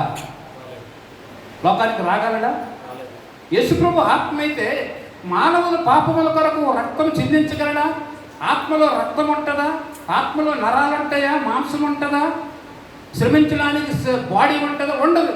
కనుక దైవత్వము కలిగిన క్రీస్తు యేసు మానవుల పాపమును పరిహరించడానికి శరీరమును ధరించి, దేవుడి శరీరమును ధరించి, ఆత్మస్వరూపి అయిన దేవుడి శరీరమును ధరించి ఈ లోకానికి వచ్చి గొర్రెల వలె త్రోవ తప్పిపోయిన మానవుల కొరకు ప్రాయచిత్తము చేసి మరలా మన పౌరస్థితి పరలోకమందు ఉన్నట్లుగా దేవునితో సహవాసం కలిగి జీవించినట్లుగా క్రీస్తులో మనలను అక్కడ చదివిన వాక్య భాగంలో 2 క్వాలిటీస్ ఇచ్చాడు. మనం ఎలా ఉండాలా? దేవుని సంకల్పం చొప్పున పిలువబడిన మనము, క్రీస్తులో ఏర్పాటు చేయబడిన మనము ఉండవలసిన 2 లక్షణాలు అక్కడ రాశాడు. తన ఎదుట పరిశుద్ధులమును నిర్దోషులమును ఉండాల. మరి మనము గొర్రెల వలె దోషభరితమై దేవుని వ్యతిరేకమైన విధానంలో త్రాగుబోతులుగా, మాంత్రికులుగా, వ్యభిచారులుగా ఉన్న మనలను దోషము లేని వానిగా, నీతిని పరిశుద్ధులుగా చేస్తేనే తప్ప ఎవరి ద్వారా? క్రీస్తు ద్వారా. అందుకనే యేసుక్రీస్తును అంగీకరింపిన వాడు, యేసుక్రీస్తు దేవుని కుమారుడని అంగీకరించి ఆయనని నా పాపములకు మరణించాడని ఎవడైతే విశ్వసింపడో వాడికి రక్షణ అనేది లేదు. ఎవడైతే యేసుక్రీస్తు దేవుని కుమారుడని అంగీకరించి నా పాపముల కొరకు మరణించి మరలా మృత్యుంజయుడిగా తిరిగి లేచాడని ఎవడైతే ఏ ఆత్మ అయితే నమ్ముతాడో ఆ ఆత్మ దేవుని పరమాత్మలతో సమాగమనమై ఆయనతో నిత్యరాజ్యమునకు వారసత్వాన్ని సంపాదించుకుంటుంది. కనుక ప్రియులారా, మనముంటున్న జీవితంలో, మనము జీవించిన జీవితంలో మనము పరిశుద్ధులమును నిర్దోషులమునే ఉండము. ఎప్పుడు కూడా పరిశుద్ధుడు నిర్దోష అనేవాడు లేడు. ఇక్కడ నీతిమంతుడు లేడు, ఒక్కడ లేడు. మరి ఆ నీతిమంతుడు పరిశుద్ధుడు ఒక్కడూ లేనప్పుడు మనం ఎలాగలము? ఇది దేవుని దయా సంకల్పము చొప్పున ఆయన కృప చేత, అంటే యేసుక్రీస్తు నీ కొరకు నా కొరకు జరిగించిన ఆ యజ్ఞము ద్వారా మనము కృప వలన, అంటే ఏదైతే మనకు లేదో, మీరు సినిమా చూస్తుంటారు కదా, ఒక పనికి మనవాడికి, ఒక హీరోకి ఒకరోజు చీఫ్ మినిస్టర్ చేసేస్తాడు. చీఫ్ మినిస్టర్ చేసేస్తే వాడికున్న మంచి ఆలోచనలు బట్టి వాడు చీఫ్ మినిస్టర్ అయిపోయాడు. కానీ నిజానికి ఆ క్వాలిటీ అతనికి లేదు. ఊరి మీద తిరుగుతున్న ఒక కుక్క పిల్లని మనం కనికరించి దానికి ఇంటికి తీసుకొని వచ్చి బాగా సబ్బుతో రుద్ది దానికి ఒక బెల్ట్ వేసిన తర్వాత ఎవడ కూడా దాన్ని షూట్ చేయడానికి అవకాశము లేదు. ఎందుకంటే అది పెంపుడు కుక్కగా దానికి గుర్తింపు వచ్చింది. అలాగే పాపిగా ఉన్న మనలను పరిశుద్ధత, నిర్దోషత్వము ఎక్కడి నుండి వచ్చింది అంటే యేసుక్రీస్తు మన కొరకు కాల్చిన ఆ రక్తము ద్వారా ఆ రక్షణ మనకి కృపచేత వచ్చింది. నీవు నేను ఏది సాధించింది ఇక్కడ ఏమి లేదు. ఆయన ఉచితముగా మనకు అనుగ్రహించిన ఆ కృపచేత మనము నిర్దోషులమును పరిశుద్ధముగా తీర్చిదిద్దబడ్డాము. కనుక పరలోక రాజ్యములో వారసులుగా మనము చలామణి అవుతున్నాం. ఇప్పుడు మన పరిస్థితి ఎక్కడుంది? నిజముగా నీవు యేసుక్రీస్తు నా కొరకు వచ్చాడు, మరణించాడు అని నీవు నమ్మినట్లయితే నీవు పరలోక సౌభాగ్యాన్ని, అనగా నీ పౌరస్థితి పరలోకంలో ఉంది. ఒకవేళ నీవు దాన్ని నాకు ఇష్టం లేదు, నేను దీన్ని ఒప్పుకోను అని అనుకున్నావు అనుకో, క్రీస్తును దేవుని కుమారుడిగా అంగీకరించకుండా ఆయన నీ పాపములకు వచ్చి నీ పాపముల కొరకు మరణించి మరణమును జయించి వచ్చిండుగా తిరిగి లేచాడన్న విశ్వాసము, నమ్మకము లేకపోతే, అనగా నీవు ఆ నోటితో దాన్ని అంగీకరించకుండా బాప్తిస్మము తీసుకోకుండా ఉన్నట్లయితే నీవు రక్షింపబడిన వాడు కావు. కాబట్టి ఎవరైతే క్రీస్తును అంగీకరించి పునర్జన్మ సంబంధమైన బాప్తిస్మం పొంది హృదయాంతరంగంలో నుండి ఆయన అంగీకరిస్తారో వారు మాత్రమే దేవుని రాజ్య వారసులుగా తీర్చబడతారు. కనుక ప్రియులారా, ఆ విధంగా మనం జీవించాలంటే ఆ పొందిన తర్వాత ఇక జీవించినది పౌలేమన్నాడు, ఇక జీవించినది నేను కాదు, క్రీస్తే నాలో జీవించుచున్నాడు. అంటే మనకు ఒక మాదిరి పెట్టాడు. మీరు మిలిటరీలో కానీ సిఎస్ఎఫ్ కానీ పోలీస్ సర్వీస్కి వెళ్ళారనుకోండి, ప్రతి ఒక్కడికి కూర్చోరా నిలబడరా అని వెయిట్ చూడరు. ఒక సమానమైన ఒక హైట్ మినిమం 160 సెంటీమీటర్లు అనుకుని ఒక హైట్ సెట్ చేస్తాడు. ఎవడైతే స్ట్రైట్గా వెళ్ళిపోతాడో దాని లోపల నుంచి అవుట్. ఎవడైతే వెళ్ళిపోతున్నప్పుడు తగులుతుందో వాడు మాత్రమే అర్హత కలిగిన వాడు. అలాగా ఇప్పుడు క్రీస్తుని మన ముందు నిలిచిపెట్టాడు. ఆ క్రీస్తుకు ముందు మనం వెళుతున్నప్పుడు ఆయన లక్షణాలు, ఆయన గుణ లక్షణాలు, ఆయన మనస్సు, ఆయన మాట, ఆయన తీరు నీలో నాలో కనిపించకపోతే అవుట్. నా తండ్రి చేత ఆశీర్వదింపబడిన వారులారా, మీ కొరకు ఏర్పాటు చేయని పరలోక రాజ్యమును స్వతంత్రించుకోండి అని ఎవడో చెప్తాడంటే, క్రీస్తులో ఎవరినైతే దేవుడు ఏర్పాటు చేసుకున్నాడో, ఎవరైతే క్రీస్తు స్వభావము కలిగి జీవిస్తూ ఉన్నారో వారికి మాత్రమే, it's only exclusively for the people those are living according to the word of God. దేవుడు జీవించిన విధానంలో ఎవడైతే జీవిస్తాడో, దేవుడు జీవించిన విధానంలో ఎవడైతే తగ్గించుకుంటాడో, దేవుడు ఆజ్ఞాపించిన విధానంలో ఎవడు నడుస్తాడో వాడు మాత్రమే దేవుని రాజ్యమునకు హక్కుదారుడు. మిగిలిన వారు కానే కాదు. మీకు ఒక ఉదాహరణ చెప్పిన, నోవాహ కాలంలో కొన్ని లక్షలాది మంది ఉన్నప్పటికీ ఎంతమంది రక్షింపబడ్డారు? ఇప్పుడు కూడా అలాగే పడుతుంది, కంగారు పడవలసింది లేదు. పైకి దేవుని వేషం, లోపల రాక్షసు వేషం. లోపల ఉన్నదంతా కల్మషంతో మనం నిండిపోయి పైకి భక్తి కలిగిన వాళ్ళగా వైట్స్ అయ్యా మీరు అనుకోకండి, తెల్లని సక్కలు వేసుకొని, తెల్లటి ప్యాంట్లు వేసుకొని, తెల్ల చీరలు పట్టుకొని, భక్తి పనులాగా ముసుమేసుకొని ఇక్కడికి వచ్చి ఇంటికి వెళ్ళిన తర్వాత వెంటనే ముసుగు తీసి బైబిల్ ఇసిరి ఏట్రా ఏమీ చేయలేదు అనుకొని ఇంటి మీద ఇసుకు పడతారే, ఇక్కడ ఏదో నువ్వు కష్టపడి వెళ్ళిపోయినట్టుగా ఇంటికి వెళ్ళగానే నీ అసలైన రూపం చూపిస్తారు కదా, నీవు పరలోకమున హక్కుదారులు కానే కాదు. క్రీస్తు యేసునికి కలిగిన పరిపూర్ణతకు సమానమైన పరిపూర్ణత నీలో లేకపోతే దేవుని రాజ్యమైన హక్కుదారుడు కాదు. ఎందుకంటే మన మోడల్ ఎవరి మోడల్? యేసుక్రీస్తు. ఆయన బాధింపబడి నోరు బదులు పలకలేదు, హింసింపబడి కూడా తిరిగి జవాబు ఇవ్వలేదు, ముఖాన్ని ఉమ్మి వేసిన ఆయన ఉమ్మిలేదు, బొచ్చు కత్తిరించి వాని ఎదుట గొర్రె మౌనముగా ఉండినట్లు ఉన్నాడు. మరి అలాగే మీరు ఉంటున్నారా? మీ ఆయన మీ అమ్మ ఒక్క మాట్లాడితే ఒకటికి 2 డబల్. మరి మనము దేవుని రాజ్యానికి హక్కుదారులమేనా? నిజంగా దేవుని యొక్క ప్రేమ, దేవుని యొక్క ఆత్మ మనలో ఉందా? ఎందుకు అలా చేయగలుగుతున్నామంటే మన శరీరము బలహీనమైపోయి శరీరాశల కొరకే మనం జీవిస్తున్నాము. ఒకడు మాట్లాడితే మనం భరించలేము, ఒకడు తిడితే మనం భరించలేము. మన ఆత్మ అనేది బలహీనమై ఉండి శరీరము బలముగా పనిచేస్తున్నందువలన వాక్యానుసారమైన జీవితం జీవించలేకపోతాను. దేవుని వాక్యము వింటున్న మనము వెనక నుండి చిన్న కిరుక్కుమని శబ్దం వచ్చిందనుకోండి, పూర్తిగా నాటిప్పేసి అటు చూస్తాం.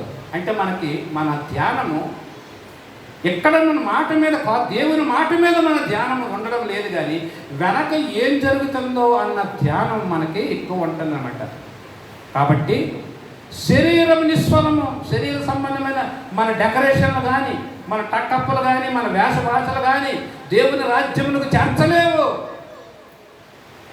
నీ శరీరంలో దేవుడు పెట్టిన ఆ ఆత్మ, నిన్ను జీవాత్మగా మార్చిన ఆ దేవుని ఆత్మ ప్రకారము ప్రేరేపింపబడే వాడిని జీవించినట్లయితే దేవుని రాజ్యాన్ని నువ్వు స్వతంత్రించగలవు. అలాగే బలహీనత నిన్ను వచ్చినప్పటికీ ఈ శరీరానికి ఎన్నో బలహీనతలు వస్తాయి. నీరు అందితే పచ్చగా ఉంటుంది చెట్టు, నీరు అందకపోతే ఎండిపోతుంది, ఇంకా నీరు అందకపోతే చచ్చిపోతుంది. అది స్వాభావికం. మందు తాగినోడు చచ్చిపోతాడు ఒకరోజు. మనకు మామూలు తాగకపోయినాడు 100 సంవత్సరాలు బ్రతికితే ఆడు 30కి చచ్చిపోతున్నాడు. అది స్వాభావికం. ఆడు గురించి తాగినోడు రోజు అయ్యా తాగుతున్నాడు, బాగా అయిపోయాడు, ఆడి కోసం ప్రార్థన చేయండి అయ్యా, గొప్ప బలహీనం అయిపోయాడు, చిన్న వయసులో చచ్చిపోతానండి అయ్యా, ప్రార్థన చేయండి. ఆడి గురించి ప్రార్థన చేయొచ్చా? ఆడికి తాగితే చచ్చిపోతాడు అని తెలుసు, తాగుతున్నాడు, జబ్బు అయిపోయాడు, రేపు మా చర్చిలో కూడా ఆవిడ తెచ్చాడు అలాంటి వాడిని. అయ్యా నువ్వు ప్రార్థన చేయకూడదు, జీవితం అంతా తాగుబోతు ఏడ్చాడు. సత్య స్థితిలో మా గారు తెచ్చారు, మేము ప్రార్థన చేసిన వెంటనే సత్యం అనుకోండి, ఊరే క్రిస్టియన్స్ ప్రార్థన చేసే 70 మంది సత్యాడు, లేకపోతే బతుకుండేవాడు అంటారు కదా. కాబట్టి ఆత్మ ఏదైతే మనల్ని ప్రేరేపించిందో, మనం ఆత్మ సంబంధులుగా ఉండడానికి పిలువబడ్డాము, కానీ శరీర సంబంధులుగా ఉండడానికి మనము పిలువబడలేదు. కాబట్టి దైవజనుడు ఎంత శారీరకమైన బలహీనతలో ఉన్నప్పటికీ నా దేవుని చిత్తమైతే నేను బ్రతుకుతాను, కానీ దేవుని వ్యతిరేకమైన విధానము, వ్యతిరేకమైన ఆలోచన కూడా నాకు రాకుండా దేవా నీ చిత్తమైతే నన్ను బ్రతికించు, అంతే. భయపడవలసిన అవసరం మనకు లేదు. ఏనాటికైనా ఈ దేహము నశించిపోతుంది. ఇది అక్షయమైనది కాదు, నశించిపోవడానికే ఈ దేహము. కాబట్టి అక్షయమైన ఈ దేహంలో ఉన్నాము కనుక మనకు జరిగిన ఏ విధమైన శ్రమలో కానీ, వేదనలో కానీ శరీరమును బట్టి మనం చింతించక ఆత్మ సంబంధన విధానములు మనం ఆలోచించినప్పుడు జయం మనదే. కనుక ఈ రీతిగా ఈ విధానములో దేవుని స్తుతించగలిగిన స్థితిలో ఆయన ఉన్నాడంటే కేవలము దేవుని యొక్క కృప, దేవుడు తనలో ఉంచిన ప్రేరేపణ, దేవుడు తను నడిపించిన ఆత్మ సంబంధమైన ఆలోచన. కనుక ప్రియులారా, మనము కూడా శరీర విషయంలో మనము ఏనాటికి బలహీనులము కాక ఆత్మలో బలం పొందిన వారిగా మనము ఉంటే మనం బ్రతుకుతాం. అన్ని జనులు చచ్చిపోవడానికి కారణం ఏంటో తెలుసా? ఒకడికి పాము కరిచిందట. పాము కరిచిన తర్వాత వాడేమో అన్నాడు, దేవునికి స్తోత్రం కలుగును గాక, దేవాని చిత్తమైతే నన్ను బ్రతికించు, నేను తీసుకో అని చెప్పి నిశ్చలమైన విధానంలో ఉన్నాడు. ఇంకొకడికి పాము కరిచింది. ఆడన్నాడు, ఓ పాము కరిచిందా? ఓ పాము కరిచింది, చచ్చిపోతాను కదా, 2 నిమిషాలు చచ్చిపోతాను, గడగడగడ ఉరికిపోయి నడవలేక అక్కడే పడిపోయాడట. పడిపోయి సొంగ కాల్చుకొని చచ్చిపోయాడు. నిజానికి చూస్తే ఆడికి ఏది కర్రలేదు. ఎందుకు చచ్చిపోయాడు? భయం. క్రైస్తవుడికి పాము కరిచింది నిజంగా, కానీ వాడు చచ్చిపోలేదు. అంటే నేను క్రైస్తవుడి గురించి ఎక్కువ మిగిలిన వాడు తక్కువ మాట్లాడటం లేదు, కానీ నీలో ఉన్న విశ్వాసమే, నీలో ఉన్న నిబ్బరమే నీ ఆత్మలను ప్రేరేపించిన కొలది. ఒకడు ఆలోచిస్తాడు, కొన్ని విషయాలు మానసిక బలహీనమైన విషయాలు జరిగినప్పుడు ఆలోచించి, సరే ఇది దేవుని చిత్తమేమో, ఈ విధంగా జరిగింది ఈజీ తీసుకుంటాడు. ఒకడు రాత్రి పగలు దాని గురించి ఆలోచించి పిచ్చోడైపోతాడు. ఎందుకంటే శరీర సంబంధమైన ఆలోచన ఒక మనిషిని బలహీనపరుస్తుంది, కానీ ఆత్మ సంబంధమైన ఆలోచన ఒక మనిషిని బలవంతునిగా చేస్తుంది. ఎందుకంటే ఆత్మ సంబంధమైన ఆలోచన అనగానే, ఆత్మ అంటే ఎవరు? దేవుని సంబంధమైన ఆలోచనల్లో మనం బ్రతికితే మనం ఎక్కువ కాలము లేక శ్రేష్టమైన బ్రతుకుతాం. అది 1 రోజైనా 2 రోజులైనా ఏదైనా భయం లేని బ్రతుకుతాం. కాబట్టి ప్రియులారా, దేవుని సంబంధమైన విధానంలో మనం జీవించడం, దైవజనులు కూడా ఏది జరిగితే జరగని, అది దేవుని చిత్తం ఎలాగుంటే అలా జరుగుతుంది అని నిబ్బరమైన విధానంలో జీవించాడు, ప్రార్థన చేశాడు. అనేకులు ఆయన కొరకు ప్రార్థించారు. కనుక ఆ భయానకమైన పరిస్థితుల్లో దేవుడు తనను ఆదరించి ఆరోగ్యం ఇచ్చి మరలా మన మధ్యకు సురక్షితంగా క్షేమంగా ఇలా నిలబడడానికి, ఆయన సూచించడానికి దేవుడు సమయాన్ని దయచేశాడు. కనుక ఏ విషయంలో కానీ మనము శరీర సంబంధమైన విధానంలో బలహీన పడకుండా దేవుని యందు నమ్మకం కలిగి, అబ్రహాము ఏ విధముగా దేవుని యందు నమ్మకం కలిగి ప్రతి విషయంలో జయించగలిగాడు. 25 సంవత్సరాల వ్యవధి తర్వాత శారా గర్భం ఉడికిపోయింది. బిడ్డలు కనడానికి ఎటువంటి అవకాశం లేదు. అలాంటి నిర్జీవమైన ఆ గర్భములో నుండి జీవమునిచ్చి జీవాధిపతి అయిన దేవుడు తన కార్యాలని అద్భుతముగా జరిగించాడు. దేవునికి స్తోత్రం కలుగును గాక. ఎందుకనగా అబ్రాహాము దేవుని యందు విశ్వాసం ఉంచాడు. నీవు నేను అవిశ్వాసం అన్నది మన దగ్గరికి రాకుండా దేవుడు ఈ కార్యము నా జీవితంలో జరిగించుతాడనే నమ్మకంతో మనం జీవించినట్లయితే తప్పకుండా ఆ జీవితం జయ జీవితం అవుతుంది. అలాంటి కృప దేవుడు ఈ సంఘానికి చేరువచ్చిన ప్రతి ఒక్కరికి దయచేయను గాక. ఆమేన్. మోకరించండి, ప్రార్థన చేసుకుందాం. మరి ఇంతవరకు దైవ సేవకులు చెప్పిన వర్తమానంలో చాలామంది దైవ సేవకులు మనల్ని ప్రేమించి బలహీనతలో అనేక మంది వచ్చారు, కానీ చాలామందిని ఇన్వైట్ చేసామంటే సాయంత్రం అయిపోతే ఇలాగే. అందుకే ప్రియమైన దేవుని బిడ్డలారా, ఈ దినాన్ని ఇంత చక్కగా మరి వాతావరణం బట్టి మీరందరూ ప్రేమించి వచ్చినందుకు ప్రభు పేరట వందనాలు చెల్లిస్తూ ఉన్నాం. ప్రార్థన చేసుకుని మరి అందరికీ కూడా ప్రేమ విందు ఉంది. ఎవరు కూడా తొందరపాటుగా వెళ్ళవద్దు. మోకరించండి, ప్రార్థన చేద్దాం. మోకరించండి, అందరూ మోకరించండి. ప్రార్థన. మహోన్నతుడా, మహాగణుడా, మా రక్షక, నీకే వందనాలు చెల్లిస్తూ ఉన్నాం. సజీవుడు అయిన మా తండ్రి, జీవాధిపతి అయిన మా ప్రభువా, నీ నామానికి మహిమ కలుగును గాక. నా తండ్రి, నువ్వు చేసిన మేలుకి కృతజ్ఞతాభావం కలిగి మేమేమీ చెల్లించలేము, కానీ నీ వాగ్దానములో నమ్మకము కలిగి నీ నీతిలో మేము నడవడానికి మీరు మమ్మల్ని పిలిచి ఉన్నారు. ప్రభువానికి వందనాలు. ఇంతవరకు దైవ సేవకుల ద్వారా మీరు ఇచ్చిన వర్తమానమును బట్టి వందనాలు తండ్రి. నాయన మిమ్మల్ని ప్రేమించి వచ్చిన సేవకుల కుటుంబాలను మీరు జ్ఞాపకం చేసుకునండి. ఎస్ఐయానికి వందనాలు. నవ్వుపడ పెంతికొస్తు సంఘ బిడ్డలందరినీ కూడా మీ చేతులకు అప్పగిస్తూ ఉన్నాం. నా తండ్రి నీకే వందనాలు. మా ప్రియులు నా తండ్రి ఇదిగో నాయన విజయ్ కుటుంబాన్ని జ్ఞాపకం చేసుకునండి, వారి సంఘాన్ని జ్ఞాపకం చేసుకునండి. అలాగే బ్రదర్ చిన్నబాబుని, వారి సంఘాన్ని, వారి కుటుంబాన్ని కూడా మీరు జ్ఞాపకం చేసుకునండి. అలాగే బ్రదర్ ఉపేంద్ర గారిని, వారి కుటుంబాన్ని, వారి సంఘాన్ని కూడా మీరు జ్ఞాపకం చేసుకునండి. బ్రదర్ ఇదిగో నాయన రత్నరాజు గారిని, వారి సంఘాన్ని, వారి కుటుంబాన్ని, మామి గారి, అత్తమ్మ గారిని, వారి సంఘాన్ని కూడా మీరు వృద్ధాప్యముల బిడ్డల్ని కూడా బలపరచండి. నా తండ్రి ఇదిగో గర్భఫలంతో వచ్చిన మీ కుమార్తె డాక్టర్ అనితమ్మని, అలాగే నాయన సందీప్ గారిని కూడా మీరు జ్ఞాపకం చేసుకున్న కుటుంబాన్ని దీవించి ఆశీర్వదించి బలపరిచి వారి ఆశని కోరికను నెరవేర్చి సహాయం చేయండి. మా సంఘ బిడ్డలందరినీ పేరు పేరు చొప్పున మీరు జ్ఞాపకం చేసుకునండి. అలాగే అమ్మగారిని కూడా జ్ఞాపకం చేసుకునండి, బలపరచండి, ఆరోగ్యంతో నింపండి. నాయన ఇదిగో నా తండ్రి గారైన అబ్రహాం గారిని, శారం గారిని కూడా బలపరచండి. పెద్దవారిని ఇదిగో నాయన సహోదరులు, వారి కుటుంబాలు, సహోదరులు, కుమార్తెలు, కుమారులు, నా తండ్రి చిన్న బిడ్డలతో వచ్చిన ప్రతి ఒక్క కుటుంబాన్ని కూడా మీ చేతులకు అప్పగిస్తున్నాం. దేవానికి వందనాలు. సహోదరులు మురళి గారి కుటుంబాన్ని, జోనాథన్ భార్యని, వారి బిడ్డల్ని కూడా మీరు జ్ఞాపకం చేసుకునండి. యేసయ్యానికి వందనాలు చెల్లిస్తూ ఉన్నాం. తండ్రి ఇంతవరకు నాయన నడిపించినందుకు వందనాలు. మీరే దీవించి ఆశీర్వదించండి, కృప చూపించి నాయన మహిమ ఘనత ప్రభావం మీరే పొందమని నజరేయుడని యేసు నామమున అడిగి వేడుకుంటున్నాం మా పరమ తండ్రి. యేసు రక్తమే ఛాయ, ప్రభేసు రక్తమే ప్రవేశనం సంపూర్ణ విజయం పువాది క్రియనంత నాశనం కలుగునిగాక. ఆమేన్ ఆమేన్ హల్లెలూయా. కూడి ఉన్న మీ అందరికీ కూడా ప్రభు పేరట నా వందనాలు చెల్లిస్తూ ఉన్నాం. ఇలా ఏర్పాటు చేశారు. సహోదరులు వెళ్ళండి.